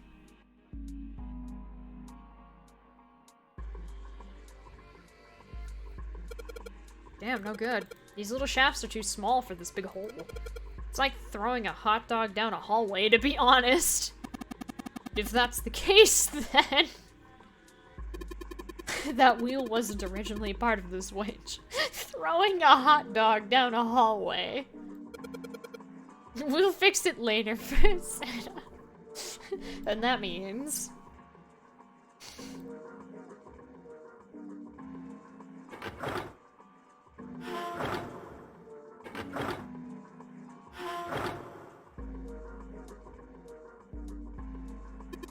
I think that's part of the ship's structure. They're like ribs that support the hull. I didn't mean to go through the AOR.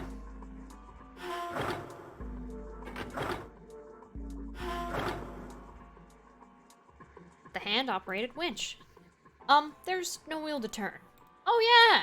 I've got the wheel I pulled off the other winch, don't I? Let's see if it fits.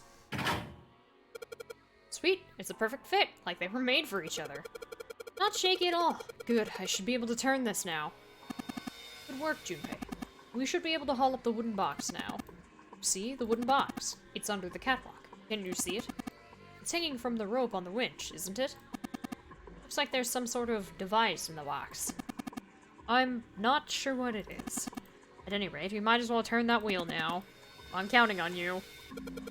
Alright, I'll turn the wheel. Oh, what's this? What happened? This wheel only turns to the left. It only turns to the left? That means we can't reel up that rope. Yeah, you can only let the rope down. Interesting. I don't think that will be a problem. You will simply need to go downstairs after letting the wooden box down. I will be counting on you, Junpei. Sure thing. No sweat.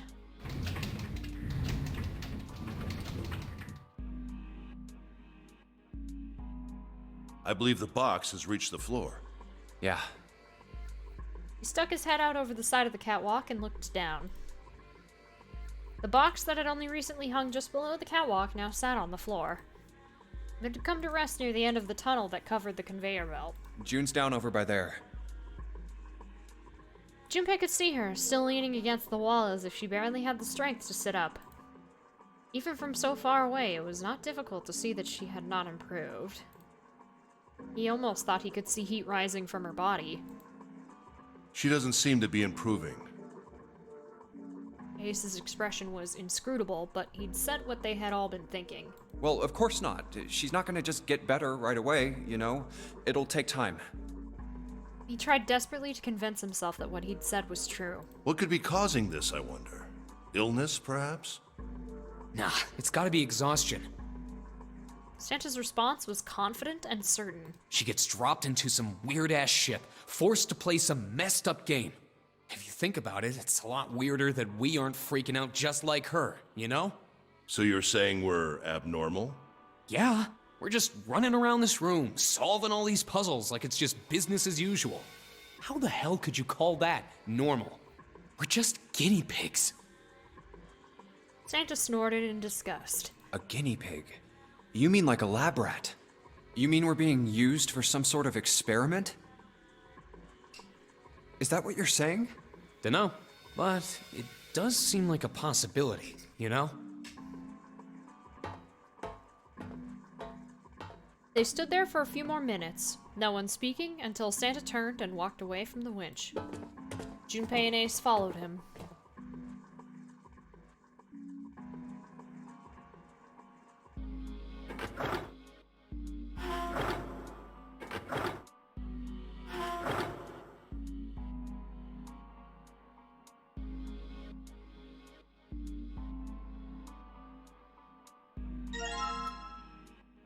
Control panel for something.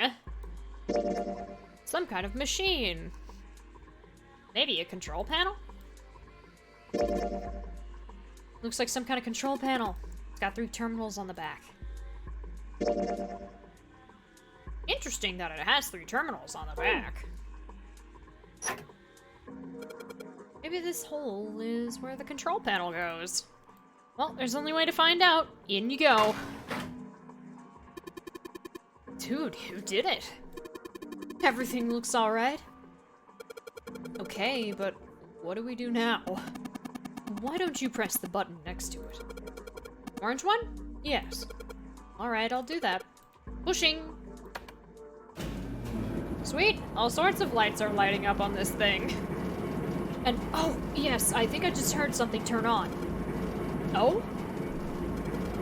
What's that? What happened? Junpei, look, the conveyor belt's moving. Conveyor belt?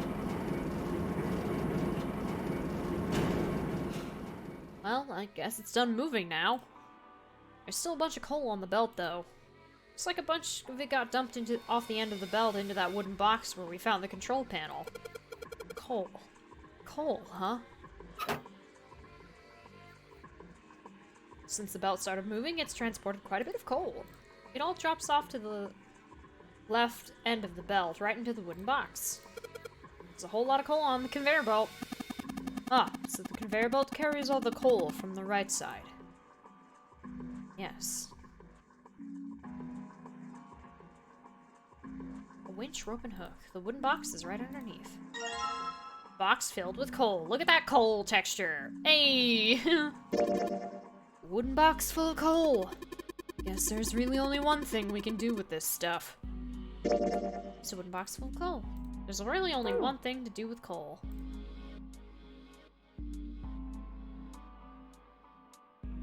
Oh, this is where the coal goes, or would go, if all 3 of these things hadn't rusted shut. Oh. There's a hole that'll just let us put coal into the furnace. Maybe if we can get some coal in there and set it on fire. Okay, let's do it.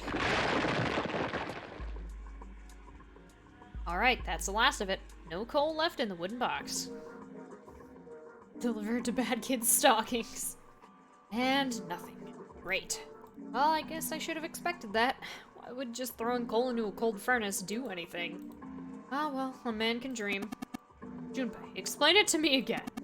We're planning to stoke the furnace with coal, which will heat the water stored up there and make steam, which will then drive something else. Am I correct? In other words, you want to generate enough pressure with the steam to power the turbine and drive the steam engine, right? Yeah, I guess that's the gist of it. Well, in that case, this isn't enough coal. This furnace is enormous. So we're gonna need a whole hell of a lot more coal than this. Very well then. If the 3 of us work together, then we should manage to fill it much faster.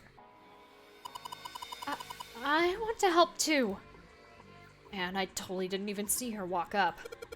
Are you feeling up to that? Yes. Yeah, right. You look like you're one stiff breeze away from falling over, June. I think you'd better rest some more, alright? But no arguing. You need your rest, so you just stay there. We'll handle this. Okay. I understand. Alright, time for some manly work. Let's get this coal into those furnaces.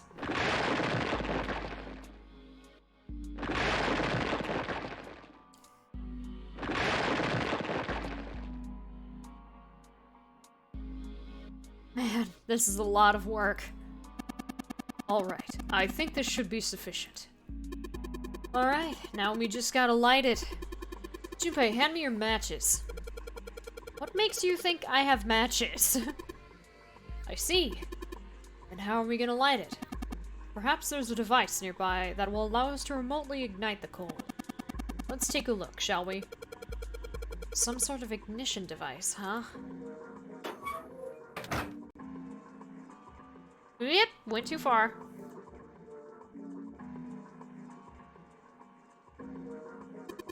Huh. Wonder why these lights are like this. When I went by earlier, I think the two columns on the right were lit up red. You're right. It seems they're all yellow now. I would imagine that indicates something is ready to activate, wouldn't you? Is this... I think it might be. It probably is. I think this is how we might ignite the furnace. That means that if we move that thing down... Alright, let's do it. Here we go! Hey, Junpei, Ace, look at this. There's big gears turning under the boiler here.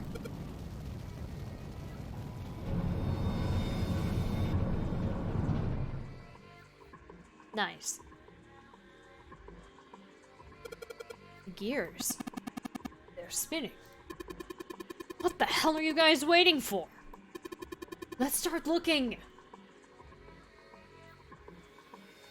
So there, if I were to turn it 180 degrees, the section of it that was hidden under the floor comes to view.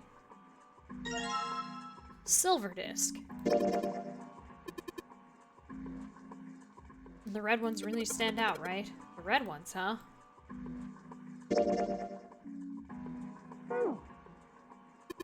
Hey Junpei, you remember that silver disc? You remember where it was when we found it? I think it was on the top? Why? Oh, nothing. Just thinking.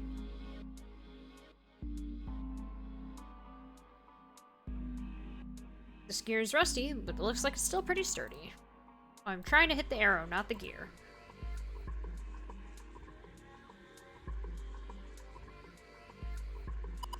There's a weird indentation that looks like 3 circles put together. It looks like a colored model of, what? Hey, are you alright? Yes. I'm, fine. And now she can't stand. See, I told you. Now get some rest, alright? Yes, I'm sorry.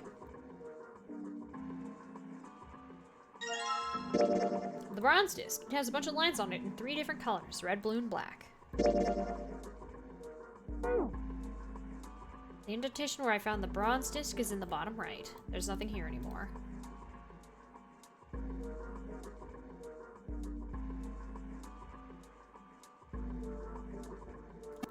There's a strange indentation here. Looks like a triangle made of 3 overlapping circles. There's a golden disc in the bottom left corner. The gold disc. It has a number of lines engraved on it. I can make out 3 colors here. Red, blue, and black. I wonder what they mean.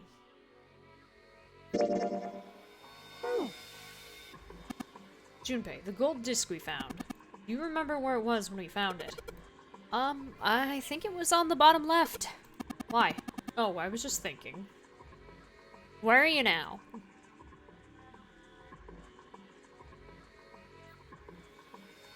There's a depression here that looks like it's the outline of 3 circles. Maybe if we put those 3 discs we found into this thing. Words. Well, there's only way to find out. Let's stick them in. Huh? That's odd. Nothing's happening. Maybe you're, I don't know, putting them in the wrong places? Perhaps you have them facing the wrong directions. Perhaps you should rotate the discs to make some of the lines connect to one another. Well, no harm in trying. Oh, I'm good. Thanks.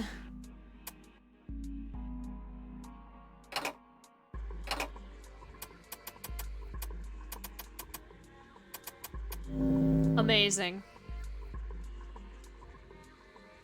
Red lines on these discs. I think maybe I can make a star polygon with these. Easy puzzle.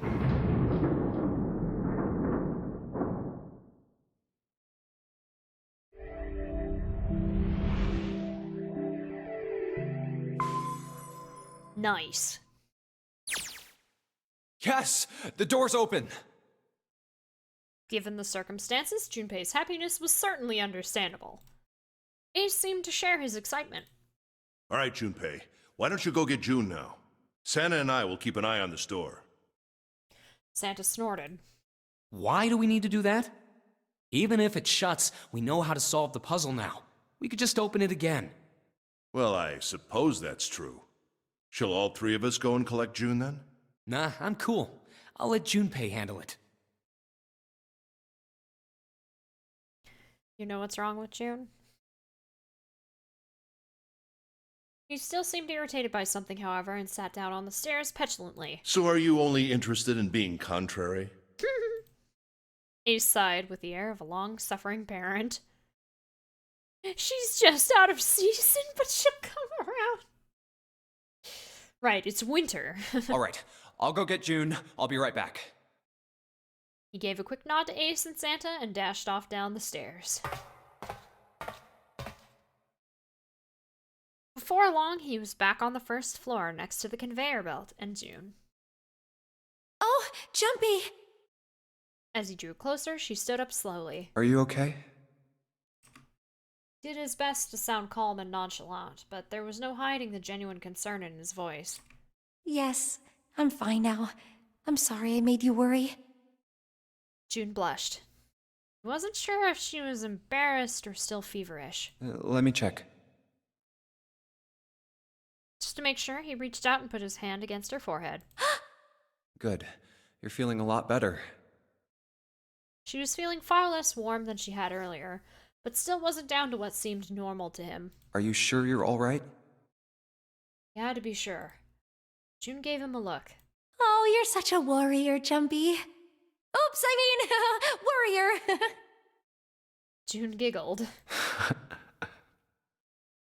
Wasn't sure if she just made a joke or not, but seeing her smile again made Junpei feel at ease. If she was well enough to smile and laugh, then she really was feeling much better. He gave her a friendly poke on the forehead. All right, let's go. Go where? Oh, right, I didn't tell you. We got the exit open, so... Great! Let's go! June clasped her hands and nodded urgently.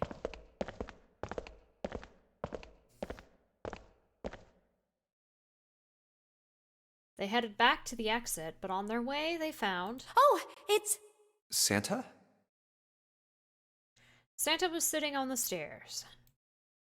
He was, however, holding something in his right hand and staring at it with a strange expression. Junpei and June slowed down and finally stopped in front of him. What are you looking at? Santa answered without looking up, his voice quiet. It's a photo. It's my sister.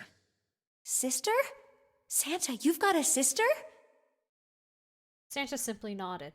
Yeah. Kid was cute as a button. June cocked her head, confused. She was only about an inch tall then? Santa glared at her. Oh, sorry. I guess an inch is a little large for a button. Probably more like a half inch. Santa didn't smile or laugh. Sorry. Why are you looking at it? He simply turned back to his picture and spoke. I was her Santa Claus. Wait, what? This sudden revelation took Junpei by surprise. June, please stop. He had no idea what Santa meant. He glanced at June, who shook her head. She didn't know either. Have you ever heard the story of the two Santa Clauses? It goes that a long time ago, there were two Santas. One of them wore white, and the other one wore black. The white Santa gave presents to good kids, and the black Santa played tricks on bad kids. They went on like that for a while, but eventually the black Santa's tricks started to get worse and worse. Pretty soon, the white Santa couldn't stand it anymore, and he stabbed the black Santa to death. When he stabbed the other Santa, the white Santa got blood all over his clothes. And that's why, these days, his clothes are red. You could say that red is all that's left of the black Santa. Junpei was silent. Could think of nothing to say. June was staring at Santa, sadness playing on her face. He continued. I wonder which Santa I am. The white Santa or the black Santa? Huh. Oh. Uh, Lottery Christmas come to thee. All right, let's go. Santa stood up suddenly, his downcast demeanor gone. He shoved the picture back in his pocket and headed back up the stairs, taking them two at a time. Huh? Junpei and June looked at one another. There was nothing they could think of to say. Hey, what are you two doing? Let's get moving, come on! Santa's voice echoed across the room from above them. Let's go. yeah. They nodded and followed him quickly up the stairs. Ace was waiting for them at the top. He was leaning against the handrail. He looked very tired. Oh, you're finally back. The door had shut, but it wasn't cause for concern. Sorry we took so long. Junpei quickly solved the disc puzzle a second time, and the door opened once again.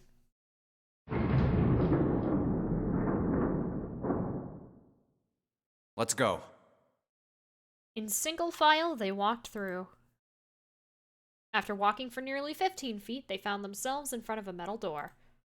It opened easily enough, and they passed through it as well. A new room stretched out before them. Oh boy! Huh. Is this a warehouse? No, I believe this is the cargo room. This must be where they store all of this vessel's freight. There are wooden crates everywhere. I wonder how old they are. Oh hell. I can't wait. Junpei, Ace, and June had stopped unconsciously, pausing to take in their new surroundings. Santa's voice broke through their momentary trance. Well, we probably ought to start with finding the exit, right? Let's get going.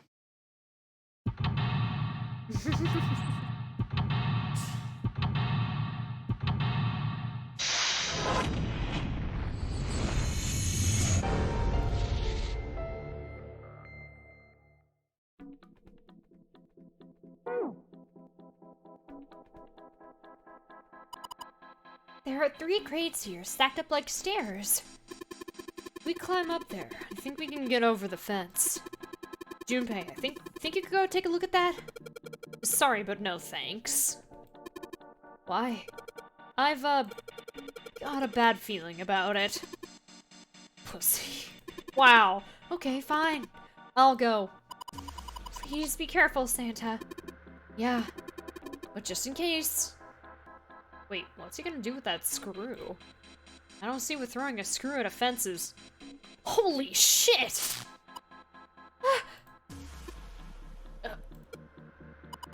This... Oh man. There's electricity running through that fence. Looks like it. Then we can't get to the other side. Well, we could jump off those crates, but we wouldn't be able to get back. I wonder what's inside all these crates. Jumpy, look at that crate over there. There's something on it, isn't there? Yeah, looks like a coffin. Coffin? Yeah, seems kind of weird to find a coffin here, right? As if it's telling us search here.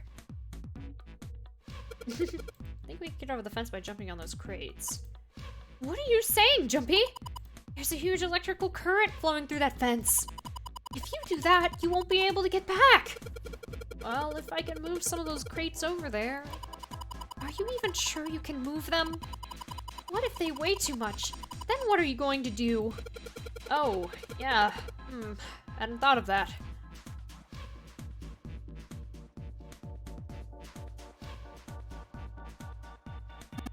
These crates are a little smaller than the others. They look like they're the children of the other crates. Junpei. Junpei, that sounds like some sort of fairy tale. Really? I don't know, man. You ever think about how crates would reproduce? Doesn't sound like a fairy tale to me. Crate triplets. There are a bunch of bags here. I wonder what's in them. Card with a headshot. A card with the 9th man's face printed on it. What's that? It's a card. It has a headshot on it. A headshot? Yeah. I'm not really sure what purpose this could possibly serve. There's nothing in the bag anymore. These crates are quite large. They seem to be tied to one another with sturdy straps. Card with a headshot. A card with Santa's face printed on it.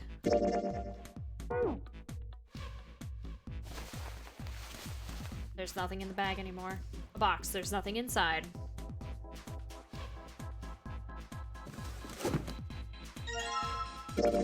It's Ace's card. You look like some kind of European lord. Oh, my headshot. You wanna see it? It's actually a pretty good picture. No, I don't need to see it. In fact, we really ought to get back to our search. It's the card with Ace's face on it. There's no card in this box. Card with a headshot. This is Clover's card. You know, looking at this photo, she's kind of cute, isn't she? Huh? What's up? Oh, nothing. Nothing at all. Why does her smile make me feel cold?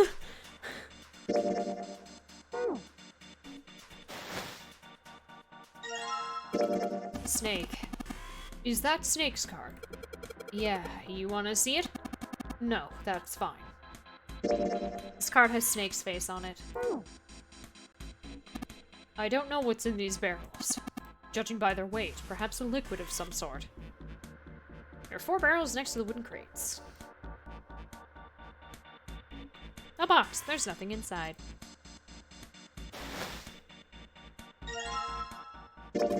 This is Seven's card. Or, I'm sorry, this is Santa saying that. This is Seven's card. Is this supposed to be a trading card? It's not a very good one. Looks like some kind of criminal. Looks like one of those photos you see on the bulletin board at a police station. This card has a picture of 7 on it.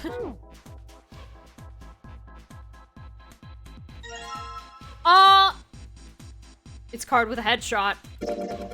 Not cool, man. Took this picture without my permission. It looks pretty cool, though. You look really handsome in this picture. Hey, knock it off, lovebirds. What? We're not a couple. Not at all. Not in any way. There's a pretty cool looking dude on this card. I can't take my eyes off of it. There's a pretty cool looking dude on this card. I feel raptured. There's a pretty cool looking dude on this card. I just want to rub my face on it. There's a pretty cool looking dude on this card. I want to eat it. There's a pretty cool looking dude on this card. It belongs in a shrine. There's a pretty cool looking dude on this card. It belongs in a museum. There's a pretty cool looking dude on this card. I bet I could get quite a bit for this online. There's a pretty cool looking dude on this card. I feel kind of unfulfilled. My picture.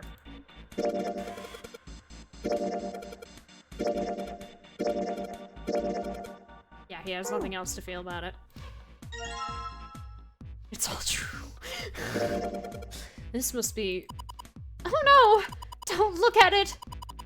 I'm not cute at all, and I'm not photogenic, and I don't look sexy either. Next to Clover, my skin looks gross. And I'm not sexy like Lotus. I know guys go for women who look like Lotus. But, I'm trying to. I'm doing the best I can. So please, don't call me a board, or a trash can, or a cutting board. But wait a minute. I haven't said anything like that, have I? This card has a picture of June on it. There's nothing in here. We've searched all the boxes. There's nothing in them. Some sort of liquid in these barrels. I'm not sure what it is, however. Okay, we're missing a card. Whose card are we missing? 9, 4, 7. Oh, we're missing Lotus's.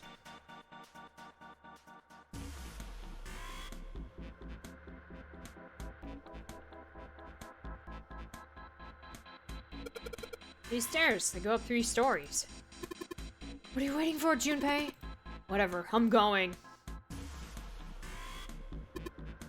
This is the only door here, except for the one we just came in through. Then this is the exit. No shit, Sherlock. I've examined my card, and now there's nothing left to this, so I'm going to leave now. Goes out the door that we came in through. They just look at each other like... This guy alright? Is it an electronic lock? No, just a keyhole right under the doorknob. So to open this door, we've got to find the key that fits that keyhole. Yeah.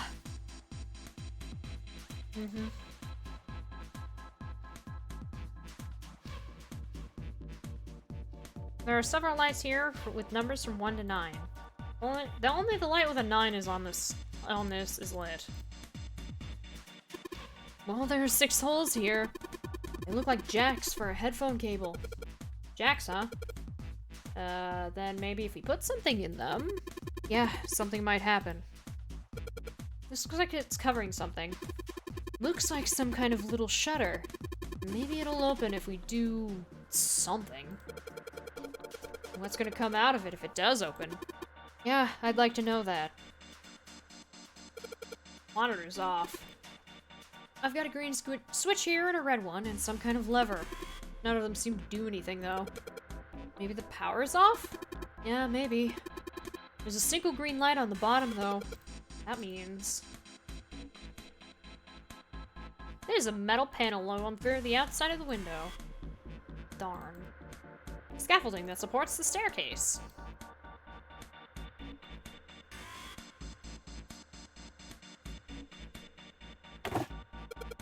It's locked. Need the key. All the boxes have numbers on them. Do they... Oh. Ace bent down and picked something up that had been sitting next to the box. Ah, there it is. Junpei, take a look at this. Cards. There's a picture of Lotus on this card. Man, her hair is ridiculous. It's like clay or something. Says the pot to the kettle. This card has Lotus's picture on it. Now we finally have all 9 picture cards. We just need to insert these cards into the slots at the front of each box. Junpei stared at the cards in his hands. Ace peered over his shoulder at them. You know which card goes in which box, yes?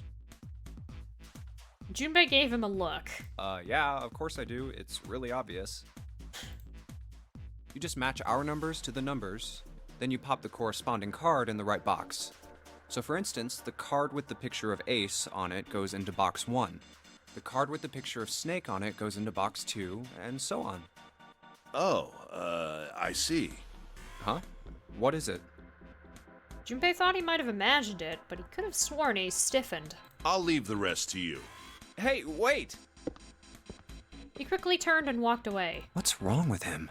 Oh well, whatever. Doing his best to clear his mind for the task at hand, he turned back toward the boxes. Time to solve the 9 boxes puzzle. 9 cards with pictures and 9 boxes. Junpei stared at them for a moment and then began. Ace's card is in box 1, Snake's is in number 2. I just need to do the same for the rest. And finally, the 9th man's card into box 9. All 9 box lids popped open at once. Yeah! Oh, they opened! He peered What the- inside. In each box was a single pin. 9? Pins. They looked a little like sewing pins, but much thicker. I guess I'll take them with me. I hate to see you go, Junpei card, but we'll meet again someday. Yes, exactly. Junpei collected them all quickly and shoved them into his pocket. These look like the kind of pins you use for sewing. There are 9 of them in total, and they have numbers on them that run from 1 to 9.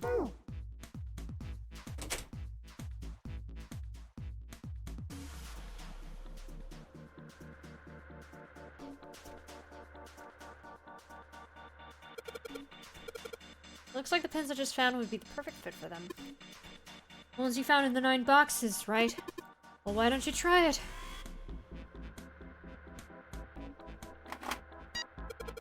Well, some of them lit up. Yeah, 3 and 6. Wonder if there's some kind of rule that determines which lights go on. Well, I put the 2, 4, and 6 pins on the top part and the 3, 5, and 7 pins on the bottom. You think... You think maybe it's the digital root? The digital root? 2 plus 4 plus 6 equals 12. The digital root of 12 is 3. Therefore, light 3 turns on. 3 plus 5 plus 7 is 15. Digital root of 15 is 6. Therefore, light 6 turns on. Makes sense, right? I see. The lights that match the digital root of the pins inserted on the top and lower parts would light up. So that's how it works. Well, there's one other thing I'd like to check. If he wants to try, he's certainly welcome to. So he put 1, 2, and 3 pins on the top and the 6, 7, 8 pins on the bottom. Oh! They turned off. 6 plus 7 plus 8 is 21. The digital root of 21 is 3. Therefore, light 3 turns off. 1 plus 2 plus 3 equals 6. The digital root of 6 is 6. Therefore, the light 6 turns off. Oh, I get it now. If the digital root for the pins you insert is the same as the number on the lights that are lit, those lights turn off. Yeah, looks like that's the trick. Alright, now we know how it works. You want to give it a try? Wait, you mean you know what we're supposed to do with these lights? Well, no, but I figure we can try and see if we can turn them all on, you know? I figure something's gotta happen if we can manage that. Turn on the lights, huh? 26.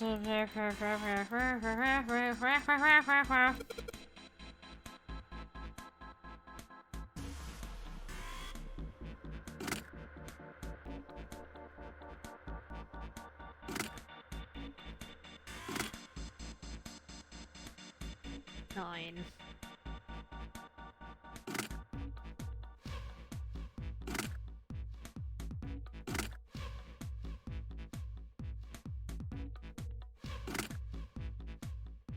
Oh, yes, dice results. Thank you for reminding me. Let me do that real quick.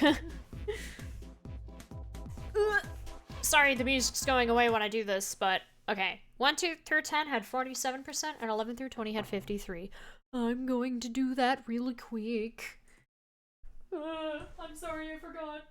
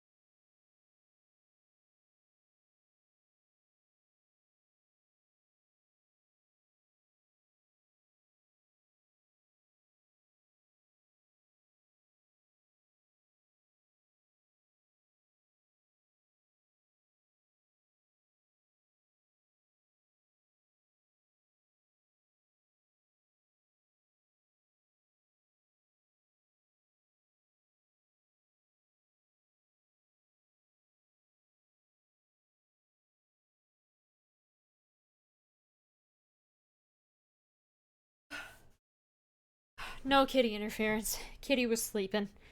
He didn't get to the die in time. Oh, goodness. Well, the result,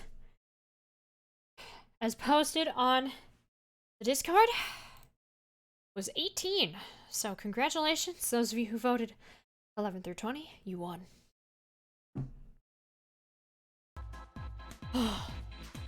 No, I didn't. I'm sorry. 4, 5, 6, 7. Oh shit, I did one that was 7 and then I did one that turned it off again. Oh my god. Okay, 4, 8. 6.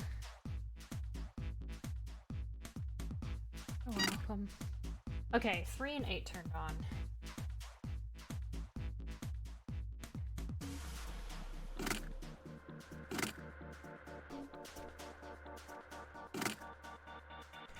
So that's 1.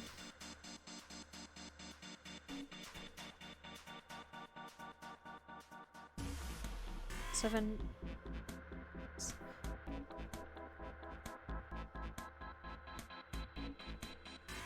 This will be 5 no matter what, right? Okay.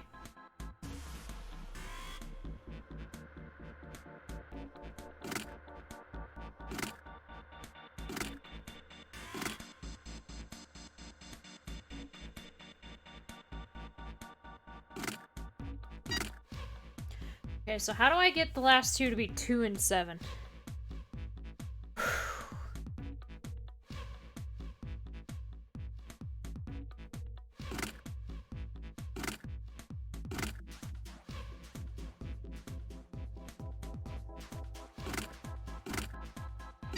Easy.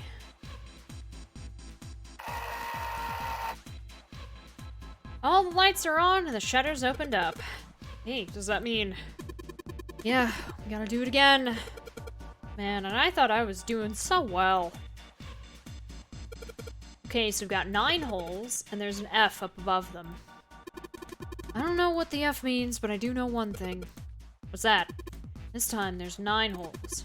So we need to insert 9 pins. Man, that's boring. Oh, why don't we just try it, alright? I think I have this written down, so I'm not slamming my head. It's the hexadecimal thing again.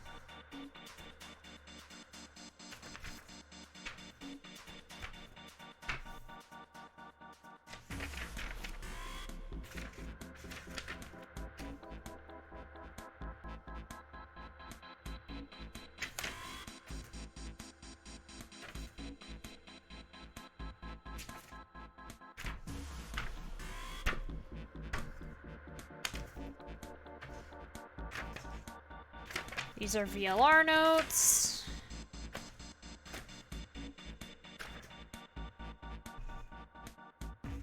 VLR notes. That's not VLR notes. Awesome. Oh. Shush. You didn't want me to try to solve this for an eternity.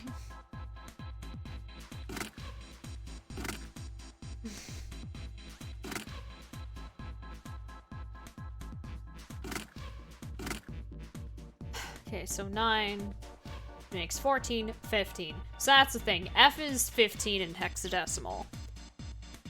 So 7, 8, 9, 15. 6 plus 5 is 11. Plus 4 is 15. You had to make them so that way all directions added to 15. I remember, I hate things like that, so I'm glad I wrote that down somewhere in here. I would have been slaving away at it for far too long. There we go. All pins inserted, all lights lit. We did it. The power's on now. Looks like there's electricity going to the monitor on the top now. I don't think I wrote any notes for how to solve the next part of this, but that's okay. Looks like there's electricity on the top of the monitor. Alright, let's see if we can activate the device on top. A green button, a red button, and a lever. I wonder what these do. I think this might help. What the hell is this? Where did he find this? What is that? Where'd you find it? I found it when you were messing around with the pinholes. Looks like instructions for this thing. According to what it says here, this thing's remote control for that. That? Yeah, that. What's he pointing? Oh, that machine over there. Apparently it's called the Pushmaster 5000. Are you serious? Whatever. So what are we supposed to do with the Pushmaster 5000? You see the coffin over on the top of the crates? Yeah. Don't you want to know what the deal is with it? I do. You want to check it out? Yeah. Alright. How do you think we're gonna get there? Well, there were some crates on the right side of the fence that someone piled up like stairs. Maybe if we make a path to the coffin from there... How would we do that? You found that pretty fast then, Sam, because we cheated? No, I pulled the information from the morphogenetic field. That's what I did. That wasn't cheating. Line up crates, I guess? Yeah, that sounds about right. Guess this is just another of Zero's puzzles. Yeah. Anyway, let's give it a shot. Oh, looks like the Pushmaster 5000 runs off a battery. So to keep it from using up its energy too fast, it's been programmed so that it'll only start moving once its path has been completely programmed in. Alright, I'll keep that in mind.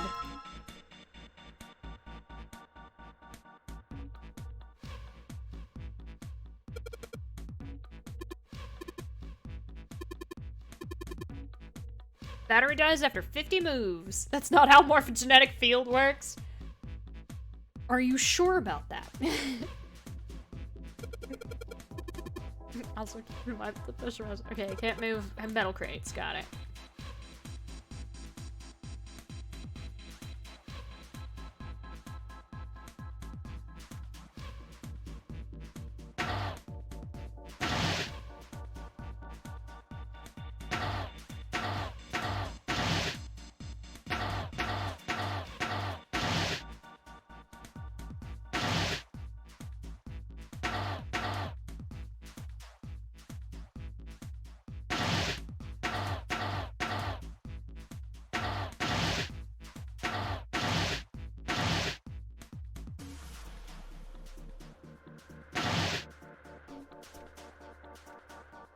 Oh shit.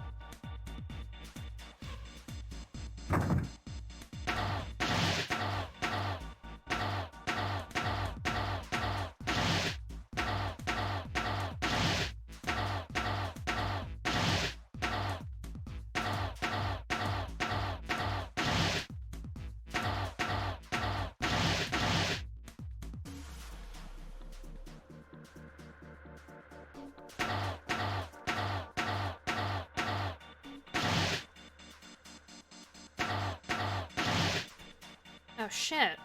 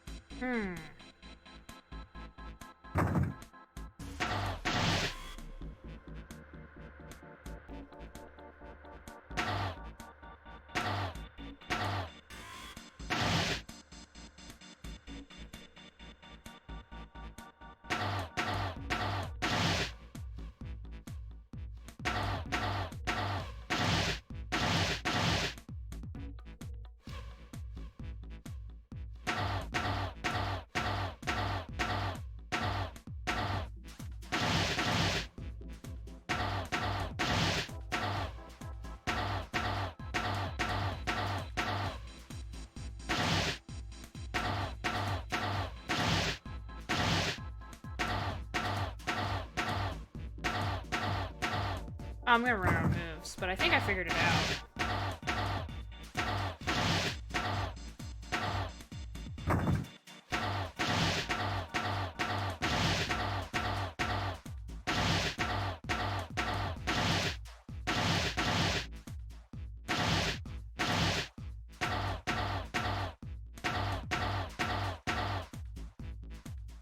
Oh shit, I fucked it up.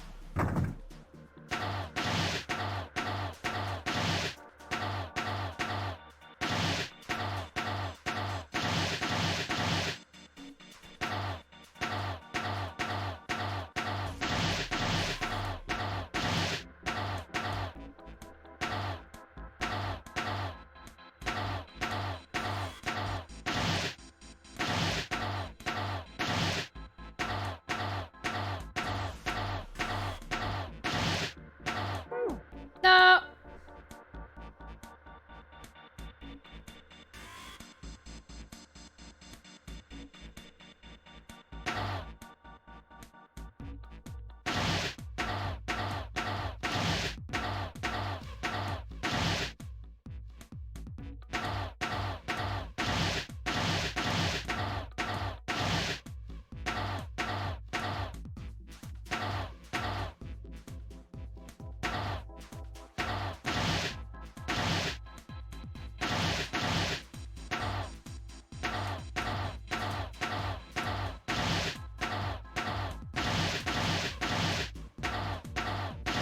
There we go. I just started from the wrong direction. Okay, I'm done putting in the program. What do I do next? Just be quiet and watch. See? It's moving already.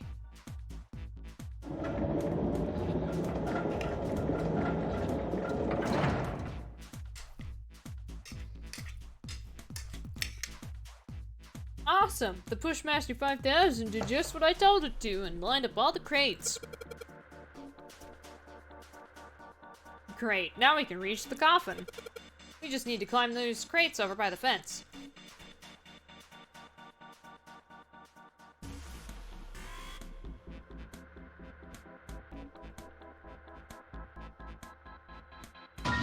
Mummy! Oh. Just kidding. Real. Whatever. Just open it. Why did it switch to... Come on, man. He smirked heartily at his own jokes. Junpei grumbled and shook his head. Whatever, just open it. Okay. Junpei resisted the urge to remind Santa that he would have had it open a long time ago if Santa hadn't interrupted, and quickly threw off the lid of the coffin. They peered inside. Contrary to what they'd expected, the inside of the coffin was quite large. It was mostly empty, but not completely so. Laying on the bottom was a rusty key. A small key and next to the key, a gun? Yeah, a revolver.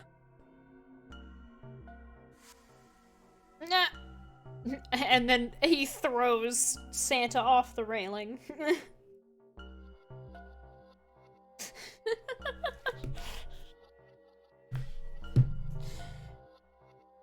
It looks pretty old. I wonder if this is a replica. Junpei reached down slowly and cautiously picked up the revolver. In his hand, it felt heavy. This thing is... He checked the cylinder. There were 6 bullets. Are these real bullets? The barrel was rifled, and nothing seemed to be blocking it. As Ace had said, the gun was a very old one. However, it appeared to have been well maintained. If it was a real gun, Junpei thought it would most likely function perfectly. If it was real... Oh, if this is real? Oh. Holding the gun made Junpei feel unpleasant. Carefully, he placed it back in the coffin. You're not gonna take it? Of course not. All something like this is gonna do is cause more trouble. It's a powerful weapon that gives one person a huge advantage. Something like that would be way too dangerous to have around. We're in enough danger already. Yeah, I suppose you're right. Maybe Zero put this gun here, hoping that something like that might happen. In other words, maybe he put it here to make us fight each other. In that case, we should most certainly leave it here. I, for one, have no desire to let Zero control me. Me neither. The others nodded. They had no desire to be under Zero's control either. Okay, we've got that figured out. But you aren't gonna leave that key in there, are you? Of course not. We'll take that with us. Junpei picked up the rusty key and slid the top of the coffin back into place, the gun back where they had found it. Rusty key. Maybe I can use this. Yeah, there's a revolver in this coffin. What was this thing for? Jumpy! I know, I'll be there in just a minute. Now's not the time to be thinking about the coffin. I need to focus on getting out of here.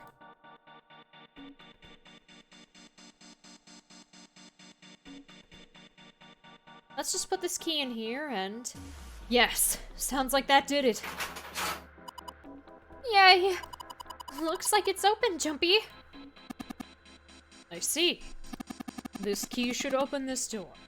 We already did. Hey, what are you waiting for? Let's go! Yes, it's opening. Freedom!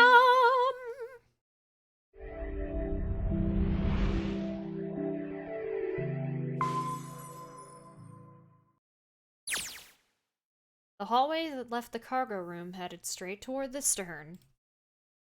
A long hallway, huh? Let's check it out. Junpei and the other 3 proceeded down it silently. Some distance along it, a large room opened up on the left-hand side. It looked familiar. An iron gate covered each of the elevators. Junpei and his companions drew to a stop and began to discuss what their next move should be. We've seen this elevator before. We got off the one on the left just a little while ago. Then we went through the number 6 door, and that took us to the engine room. Yes, and after that we passed through the cargo room. And now we're back here. In other words, we made a loop. We're back where we started. Junpei approached the elevator. We needed a card to get to this point. I don't see a card reader here. Perhaps we aren't able to activate it from this location. Why don't you just try pushing the button? Yeah. Gently, he pushed the triangular button on the wall. A moment passed.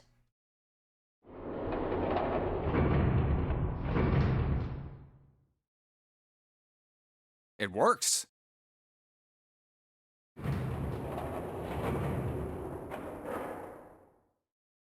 The elevator door opened and eventually shut again. I think so. Pushing the button had apparently restored power to the elevator. Good. Now we can go back if we need to. What do we do? Should we return to C deck? No, this hallway keeps going. Even if we do end up going back, I think we should see what's down there first. I agree. Let's go. Their decision made, Junpei and his companions left the elevators behind and continued down the hallway. Sometime later, Looks like it ends here. Santa, who had been walking several paces in front of the rest, suddenly stopped. Only one door. They searched around just in case. There isn't anything else. It's the only way to go. It was the door, or nothing. All right, let's open it.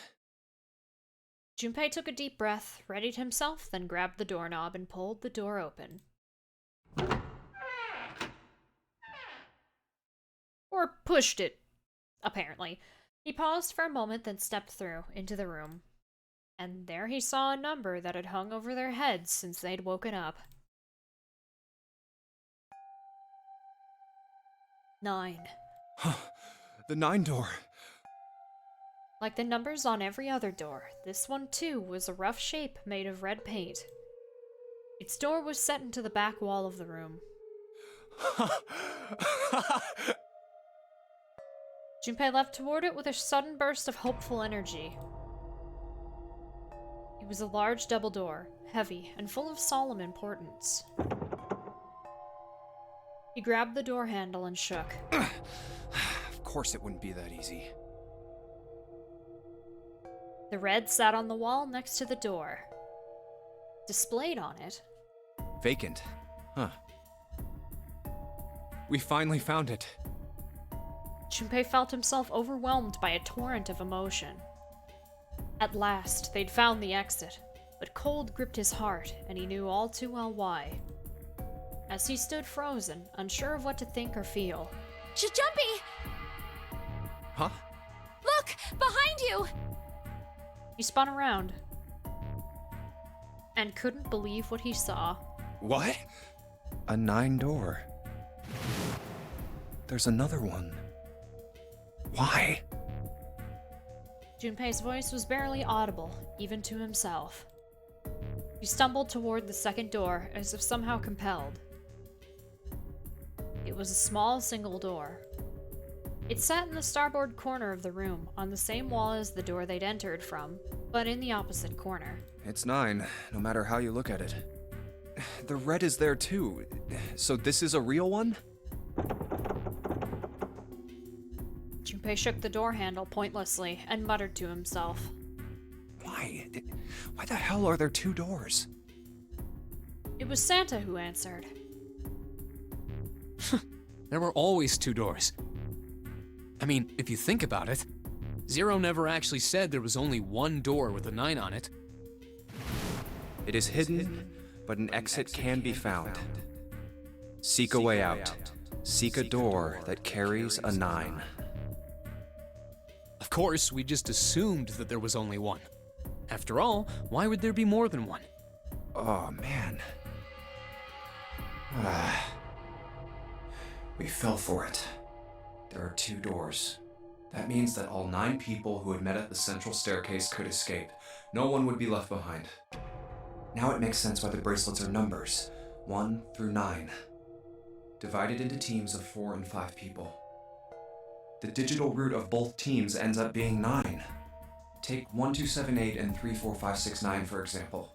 The digital root for both teams would be 9. Or 2349 and 15678. The digital root is still 9. There are a bunch of combinations that work and they all end up the same way. If one team has the digital root of 9, so would the other one. What does that mean? The answer's simple. From the very beginning, the Nonary game was designed to save all 9 people. That's how it was meant to be. Zero didn't lie. He never said there'd be only one 9 door. But anyone who'd found themselves in the game would have assumed that was the case. Fights would have broken out. One team would likely betray or deceive the other. Someone might be hurt. Someone might get killed. But eventually, they'd reach this very same room and realize how pointless all their infighting was. There were 2 doors. There was no need to kill each other.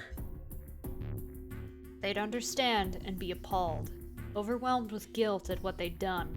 This game was designed for that purpose. This Nonary game. We were all arguing and fighting over doors at the beginning. But if there had been one slip-up, one tiny mistake that led to more, everything could have been so much worse now. The thought of it sent a chill down his spine. So, what are we going to do, Junpei? A voice broke through Junpei's frantic thoughts. Santa's voice. Oh, right. Hey, Keep it together, man. Sorry. Jeez. So what do we do? What do you... We need to think about our next step. Our numbers are 1, 3, 5, and 6. That's a digital root of 6. The 4 of us can't open the number 9 door. The 4. Wait, don't tell me. Yep. There's one combination that'll let 3 of us open the 9 door. That's why I'm asking, what now? What now? Took him no time at all to determine the answer. There was only one combination of 3 people that would give a digital root of 9. 1 plus 3 plus 5 equals 9. That would mean... No, we gotta go back. that wasn't a possibility he was willing to consider. Santa and Ace agreed. Yep. I agree. We cannot leave June behind. Junpei let out a breath he hadn't realized he'd been holding. Are you sure? I don't mind staying. June's body betrayed her true feelings. Her eyes were wet with the beginnings of tears, and her legs shook. It's okay. There's no way we'd leave you behind. Santa had said what Junpei had known the moment he realized which 3 people could go through the door. Besides, I'd rather drown at the bottom of the ocean than escape with this sausage fest. Maybe I'll get to go to Atlanta. Are you sure you don't mean Atlantis? Huh? Oh, right.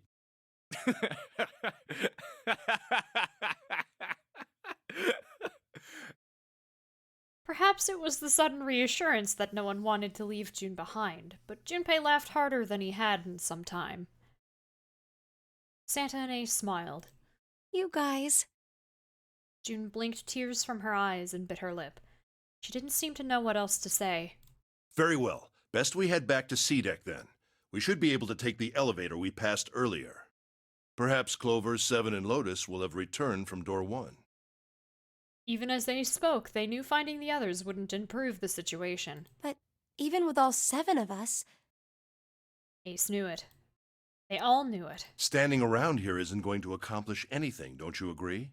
Let's find the other 3 first, and then search for another solution. I guess you're right. All right, let's go. Ace looked at all 3 of them, then turned and headed through the door. Yeah. Okay.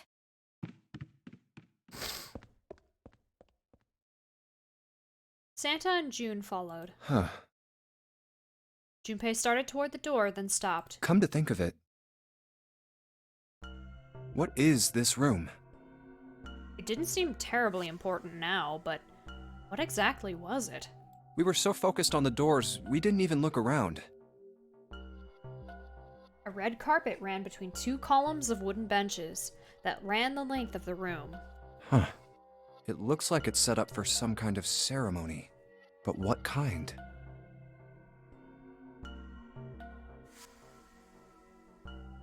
Facing the 9 door was the carpet leading to the bow of the ship. And at the end... was it an altar, perhaps? There was a small rectangular alcove at the end of the carpet, and inside the alcove was a raised platform. Resting on top of the platform was a coffin. Huh. A coffin? What on earth is a coffin doing in a place like this? But before Junpei had time to answer that question... Hey, Junpei! The hell are you doing? Let's move! Santa's voice echoed in from the hall outside. Right, okay. I'll be right there. Junpei turned on his heel and left the quiet, somber room.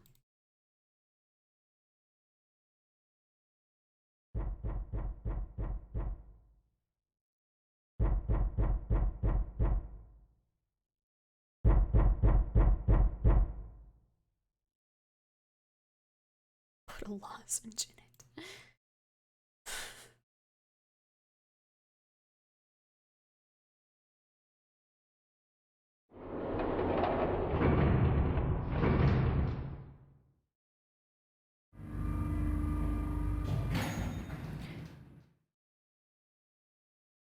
They took the elevator up to C-Deck.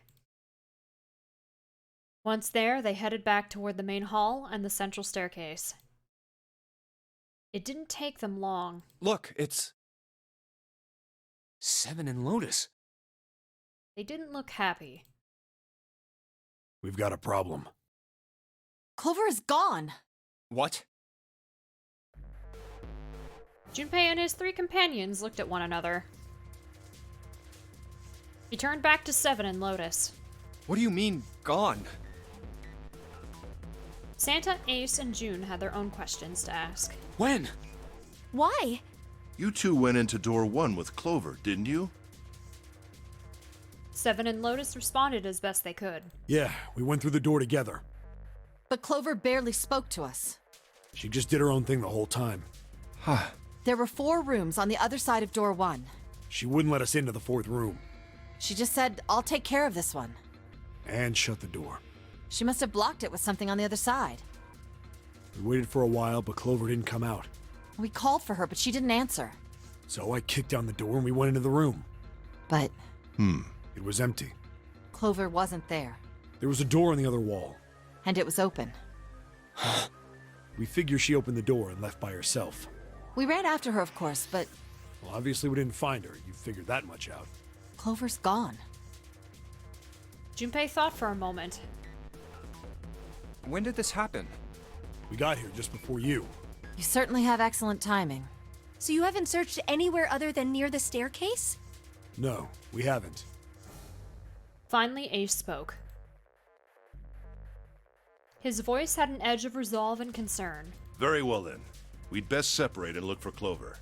We haven't much time left. Let's begin. Yeah.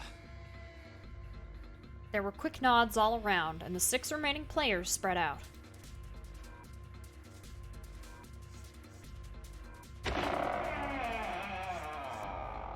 Junpei and June ran into the central hospital room and looked around. She's not here. No, she isn't. They searched a little longer, but with no luck. They couldn't find Clover. There's no sign of her. Let's go. Finally, they gave up and left the central hospital room.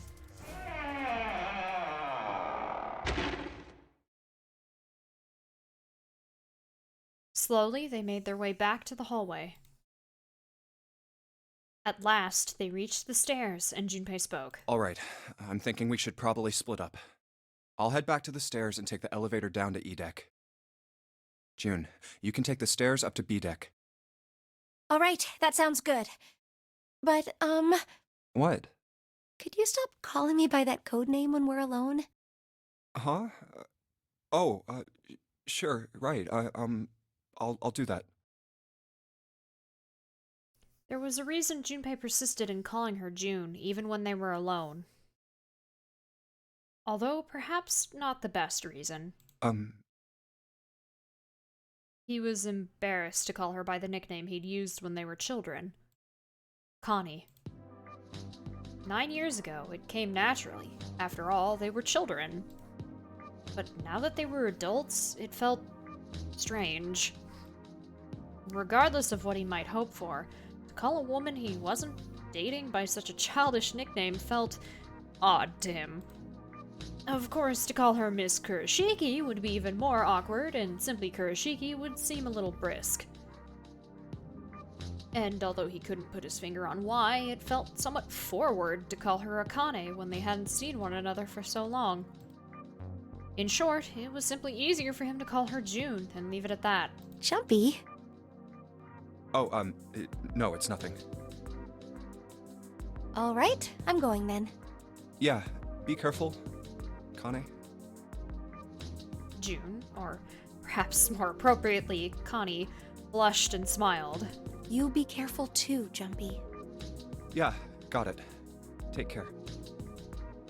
Junpei looked after her for a moment as she ran up the stairs, then turned around and took off for the hallway.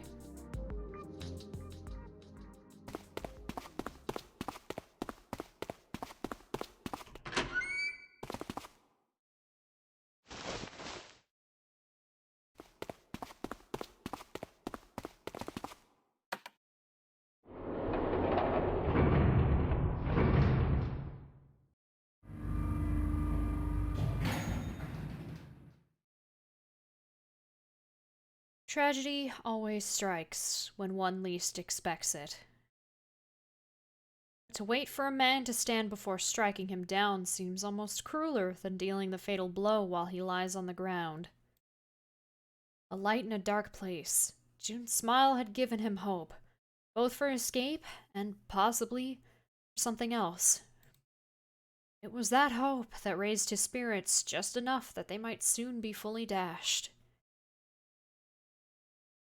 He opened the elevator door, and there she was. A woman sat, slouched against the wall. Lotus. Junpei felt his blood turn to ice. Her body was limp, and her skin smooth and pale as always. It was covered in bright red blood. Junpei felt his chest constrict. He couldn't breathe, and his legs began to shake. A slow, cold drop of sweat trickled down his back. He felt his stomach somersault. Junpei's mind went blank, all his thoughts replaced with endless, hissing white. Driven by little more than instinct, he began to walk toward Lotus slowly. Each slow movement of his stiff limbs brought him closer to her corpse. Finally, he stood next to her. Robotically, he bent down and put his hand against her neck. There was no pulse. No rise and fall of breathing. She was slightly warm. Something, somewhere in Junpei's shaken mind, told him that meant she had been killed recently. Yes, Junpei thought, his mind slowly returning. She had been killed. Someone had killed her. There was a deep cut on the left side of her chest. Blood still oozed from it, although clearly her heart had stopped beating some time ago. The weapon had been a knife, then? Perhaps she had been stabbed in the heart once. She would have died immediately. In the heart once, sorry, read that too fast. He took little comfort from knowing she must have suffered very little. Only then did Junpei notice. Lotus's bracelet was gone. Lastly, let us discuss how to remove the bracelets. There are only two ways to do so. 1. You escape from this ship. 2. Your heart rate reaches 0. In other words, once the bracelet is taken outside the confines of the ship, or the backside of the wearer's heartbeat has fallen to 0, it will shut down automatically. Was that why the killer had ended Lotus's life? So that they might have the number 8 bracelet?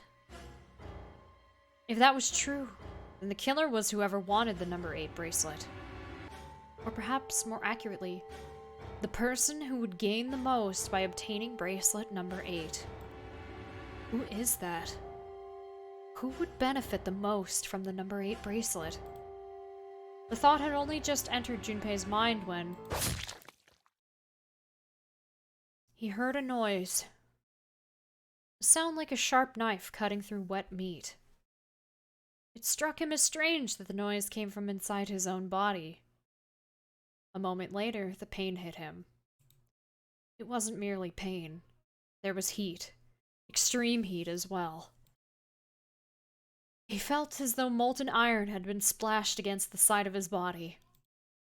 Finally, his brain made the connection. He had been stabbed. Where? His body was quickly going numb. He couldn't tell where the knife had met his flesh. Given the circumstances, however, he had most likely been stabbed in the back. Whoever had killed Lotus had now done the same to Junpei as well. His voice was little more than a weak groan. With what little strength he had left, Junpei turned his body, trying to catch a glimpse of his attacker. Jumpy screen! Oh!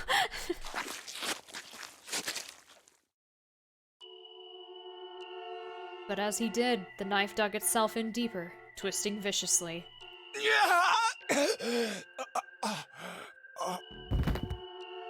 He collapsed to the floor, a puppet with its strings cut. His arms and legs lay where they fell, oddly twisted and awkwardly positioned. Junpei's body was entirely numb. He could feel the blood leaking out of him, but nothing would move. I picked door 6 without asking. I was trying to remember which one led to, an ending. And I was like, which ending do we get first? I didn't want to miss a certain ending, so I physically couldn't choose door 1. And there's a route that forces you to take door, 2. And I didn't want to choose that one either. That was my logic. I forgot which ending was at the end of this, but looks like we got the knife ending. He could feel the blood leaking out of him, but nothing would move. There are 6. Nothing save his eyes. As he lay on the floor, his life ebbing away, Junpei finally saw his attacker. 2 tiny images of the killer reflected in his eyes. With that recognition came nothing. He felt no emotions. Not anger, not sadness, not regret. The paralysis that had claimed his body had reached his mind. His killer glanced down at his body.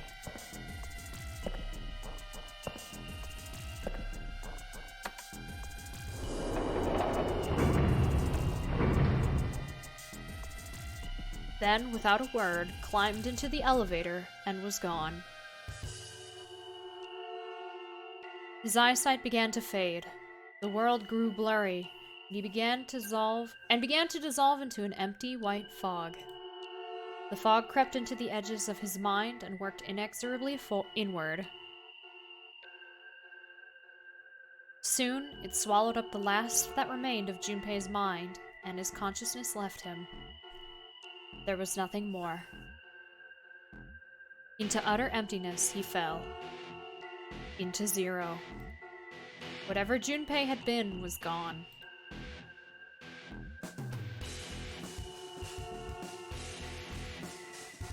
That end!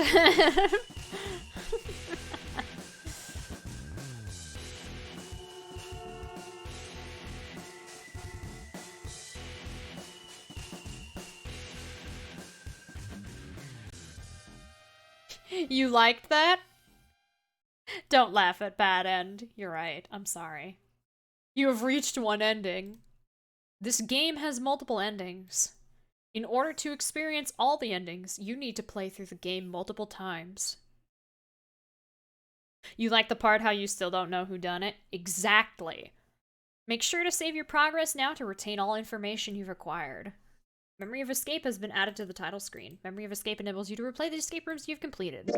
Neat.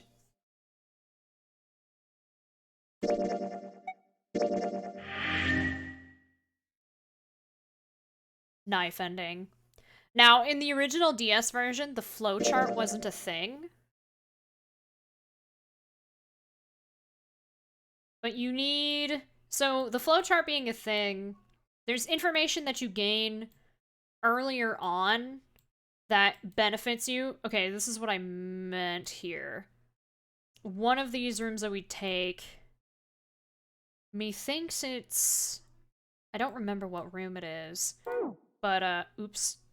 Oops! Oops, I forgot pressing back did this!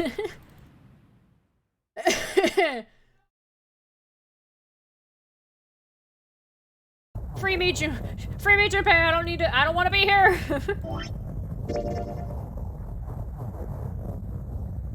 I just wanted to zoom out. Oh, I had to press right mouse. I don't remember what door I'd choose, but this is what I mean. Eventually, these all lead the same way, which is kind of annoying. But methinks... Because this one is going through the number 4 door. When do we want to jump?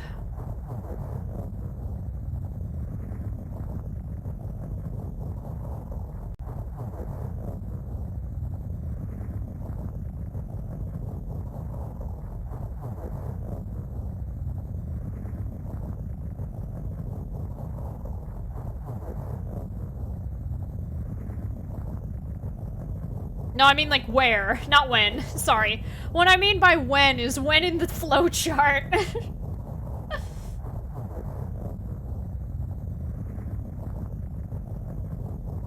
Okay, where do we want to jump?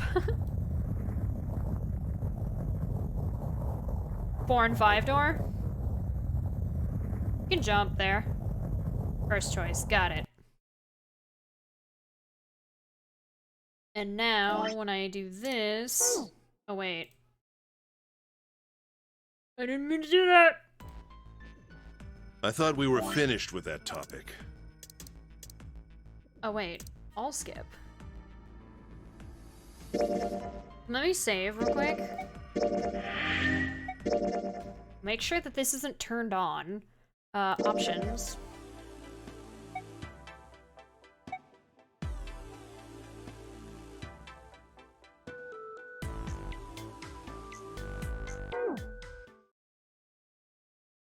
So if I hit continue and load this, it does make the most sense. I thought we were finished with that topic. There we go. So now it'll only skip stuff that we've already read. Which is good. I didn't want all skip.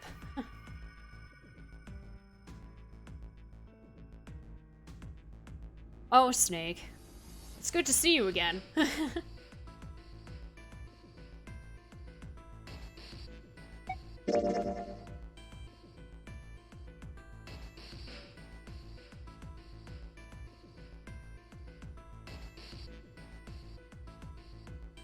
I want to go through door 5. Hey, wait. Junpei's cry echoed across the room.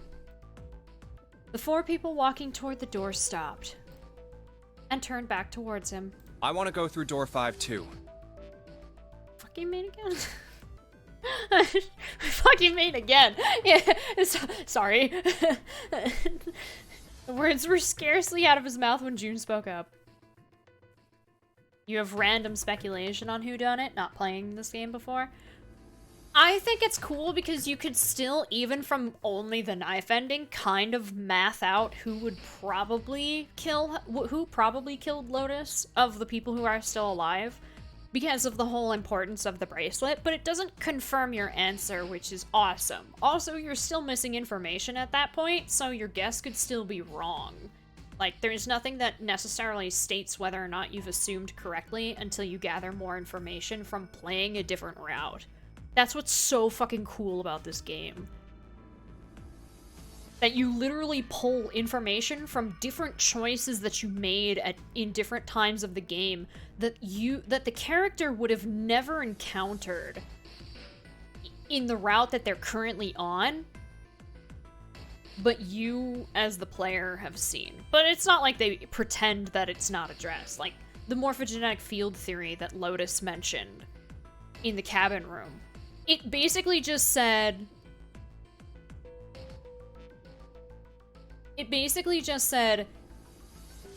like, for... like, Junpei, you said you didn't go through door 4 first. Yeah, you need 3 people. 3 to 5 people. But it's, oh, so good. Blah. Like, imagine a different scenario in which we didn't hear about the morphogenetic field theory. Lotus didn't mention it until we had already gotten one of the endings. That's basically the game telling you that, yes, play this game multiple times.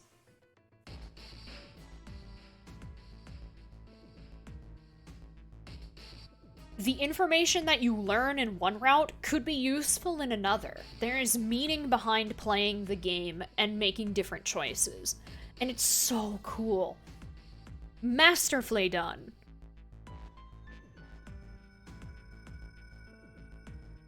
What? What are you saying, Junpei? You did it the first time you played, but flipped the second time? Ah. If you're going through that door, then I'm going with you. He turned around to look at her. No, you can't. I can't take you with me. Why? Well, you know what's in there, don't you? Are you sure you want to see that? Well... June opened her mouth as if to say something, but instead closed it again and looked at the floor. Junpei felt an ache in his chest at her clear distress, but the choice was not his to make. There was nothing else he could do. Junpei turned away from June, doing his best to silence his turbulent emotions. Please, let me go into door 5. Seven scratched his head and looked at the young man. Man, now we're right back where we started, you know that? Junpei's bracelet is number 5, right? If we are going to add Junpei, then we must subtract 5 from the rest of us. Snake turned to Ace. Ace, please, take good care of Clover. Oh, all right. That's fine. He doesn't sound like he's fine with it. Don't go away! You need to listen to me, Clover. Go to door 4 with the others. No! Don't be so selfish. Snake's tone was harsh. Why? Tears welled up in Clover's eyes. She bit her lip and did her best to fight them off. Snake's expression softened, and he put his arms around Clover. He held her close and whispered into her ear. You'll be fine. Just relax.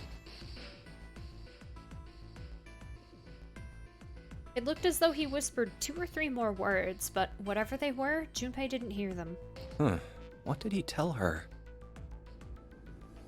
He couldn't help but wonder what the other man had said. Snake pulled back from his sister, his eyes kind and inquiring. Okay, I understand. Her voice was barely audible from where Junpei stood.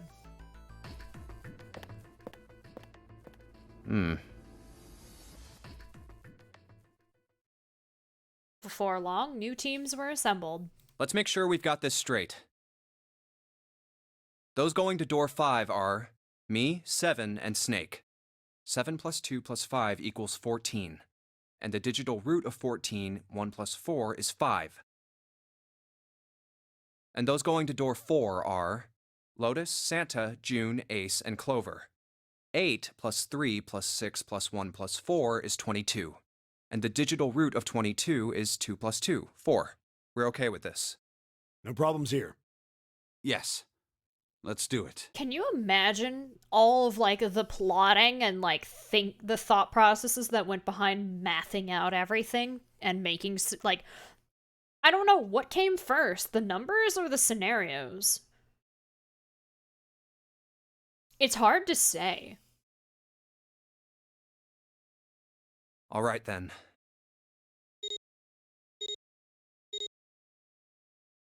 Seven, Snake, and Junpei scanned their numbered bracelets in quick succession. The screen of the red showed 3 asterisks. The lever's all that's left. Okay. All right, then. Let's go. Junpei glanced around one last time, his hand resting on the lever of the red. Okay. Please be careful. Yeah. But then, it would be difficult to build the story off if you started from then. Hello, Riley. You don't know? Yeah, it's an interesting question. Concern was written plainly across her face. We will.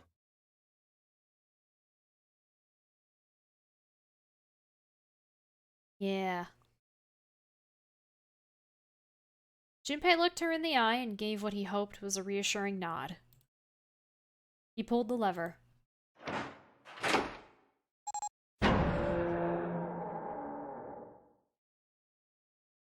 With a sharp clack of a lock releasing, the door swung open. They came up with the numbers, then the scenarios, then the digital root mechanic? Possibly. I think a lot of thought went into the development of, like, everything pertaining to the story of this game.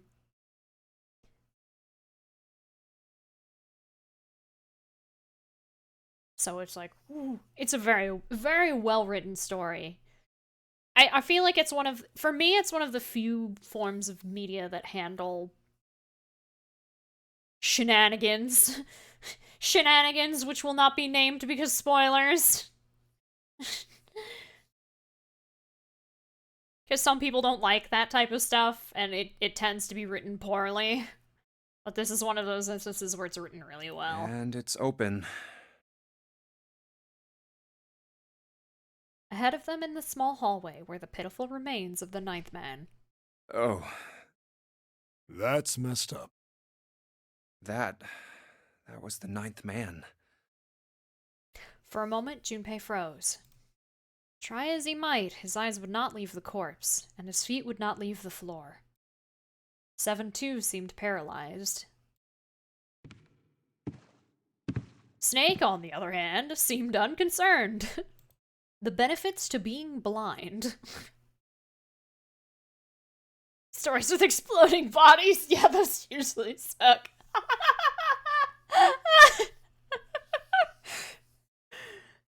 He doesn't have to see the body, so it's whatever.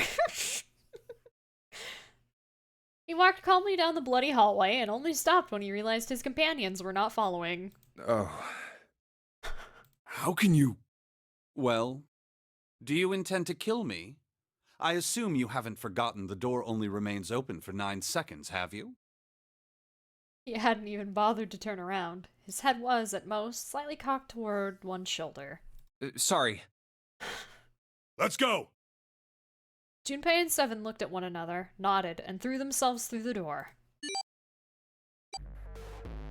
As they did, a cold tone sounded from the left wrists of all 3 men. Seven and Junpei looked down at their bracelets. On both of them and on Snake's, a red skull had flickered to life. Damn it! The countdown started! They had scarcely processed this information when...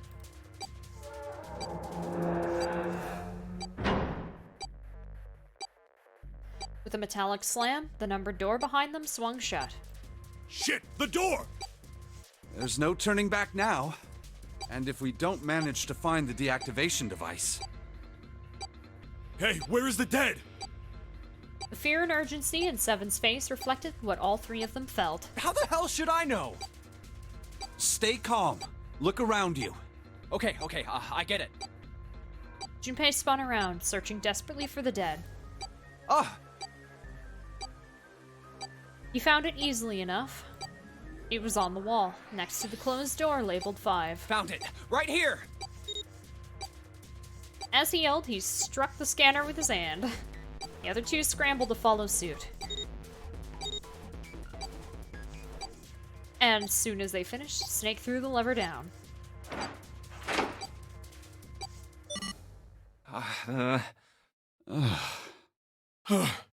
Whew. Well, it looks like it stopped. As he spoke, Junpei wiped the sweat from his forehead with a trembling hand. Goddamn thing's gonna give me a heart attack. A muscle stood out in Seven's neck, and the corners of his mouth were twitching. Oh my goodness, I can't read. Jumpy, are you alright? I'm feeling fantastic. Why do you ask? Are you guys okay? They could hear anxious voices, muffled but distinct from the other side of the door. Yeah, we're fine. The detonators have been deactivated. They heard relieved sighs, and even through the door, the 3 men could feel the tension disperse. Alright, we're moving on. Be careful, okay? Okay. Sure thing.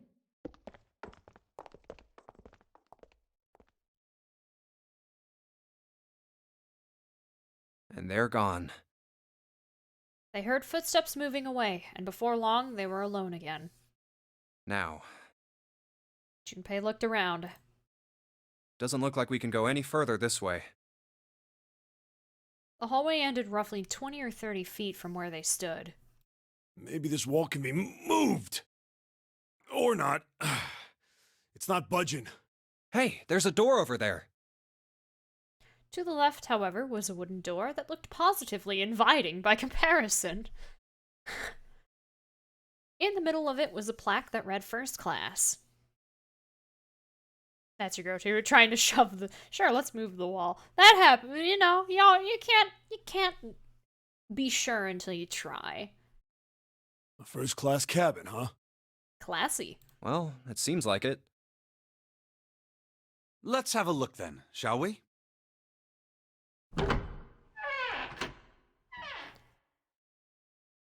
All right then, let's go.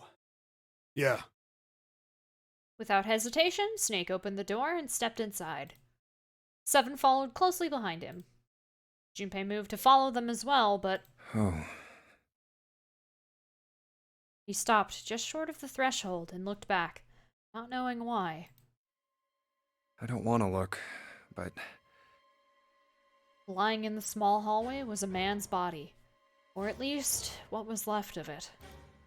He tried hard to avoid looking at the grisly scene, but it just wouldn't leave his mind. oh, it's so horrible. I can't even tell what's what. What had once been a man's internal organs now looked like so much vomit, as though something had chewed up and spit out the better part of his torso. It was hideous. Worse still, it was cruel. It was hard to believe the thing on the floor had once been human. A black pool of thick blood. The lumps of glistening flesh spread across the floor. The awkward, twisted tangle of shredded intestines. The head, wrenched to some grotesque, unnatural position. He'd been wearing these. The man's glasses lay next to his head. The lenses were cracked and the frame bent and distorted. And next to the glasses lay a bracelet. The number 9 still displayed on its face. The bracelet's off. Oh, wait. Zero did say. Lastly, let us discuss how to remove the bracelets. There are only 2 ways to do so. 1. You escape from this ship. 2. More hotly, which is 0. Great description counter for today, 2. Indeed. In other words, once the bracelet is taken outside the confines of the ship, or the parasitic wearer's heartbeat has fallen to 0, it will shut down automatically. The bracelet comes off when you're dead. Oh, but what the hell's the point of getting it off when you end up like this? Oh, just imagining how it must have happened. This was a human. Suddenly, Junpei felt his stomach convulse and a knot of muscle gripped his throat. Oh god. Oh, I feel like I'm gonna puke. Oh, I gotta get out of here. He clapped his hands over his mouth and ran to the first-class cabin.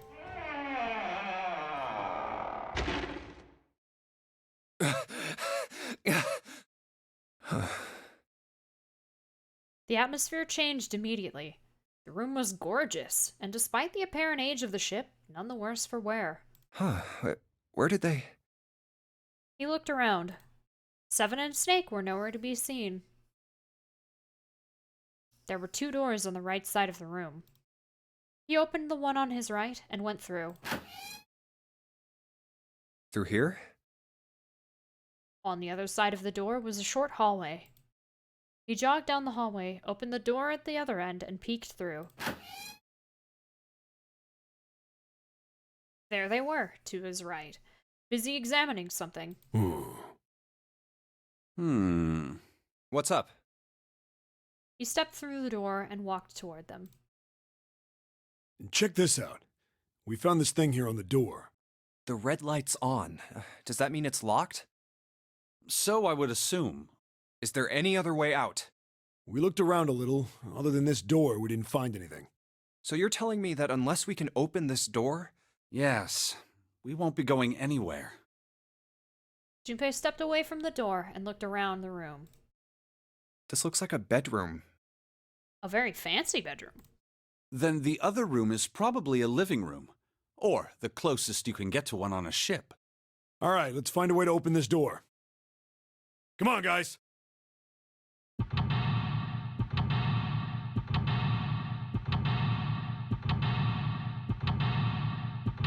Big room.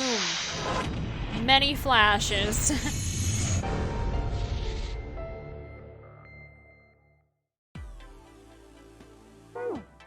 However...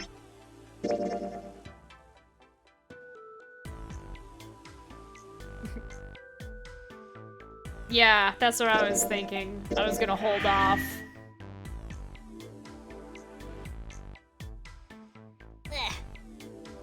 I thought we would get into the room at least, so that way the stream wouldn't just end on, "You're dead." No. It's okay, Theta. You don't know who done it? Well, that's the beauty of this game. I will continue to play it, and its sequels, and its sister series, when I am available to. I know you gotta wait at least once a week, but should be fine. It should be fine. But I'm glad for the people who haven't seen this game yet that you guys are enjoying it, because this is a hidden gem of a game. Streaming Skyrim tomorrow? That is indeed the plan, yes. The plan is to stream Skyrim on Saturdays and be my chaotic self.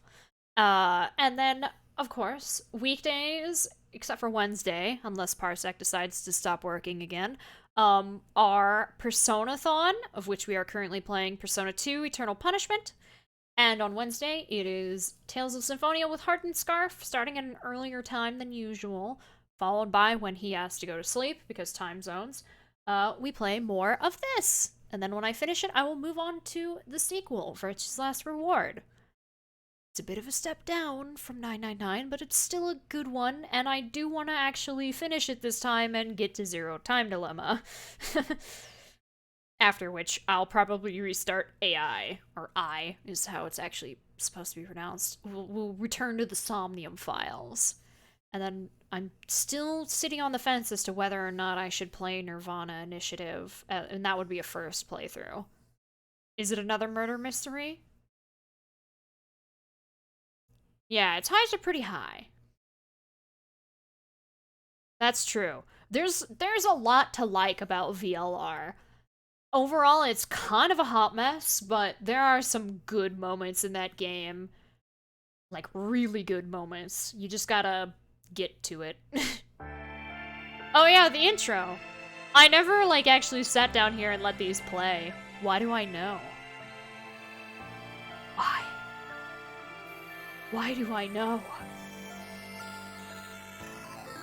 These things.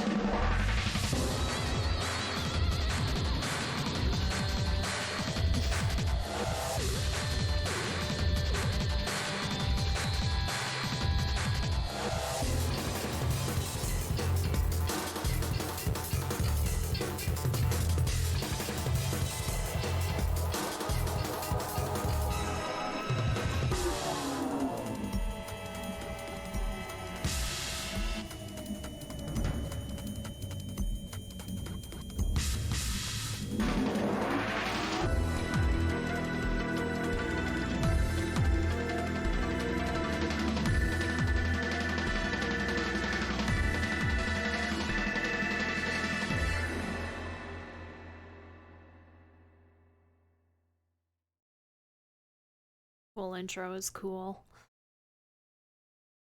Shrimp waifu simulator. But yes. Let's say goodbye to YouTube together, everyone. Goodbye, YouTube. Goodbye. Click on this while I see what is going on in the rest of the Twitch world. You bet YouTube? Well, that's kind of mean.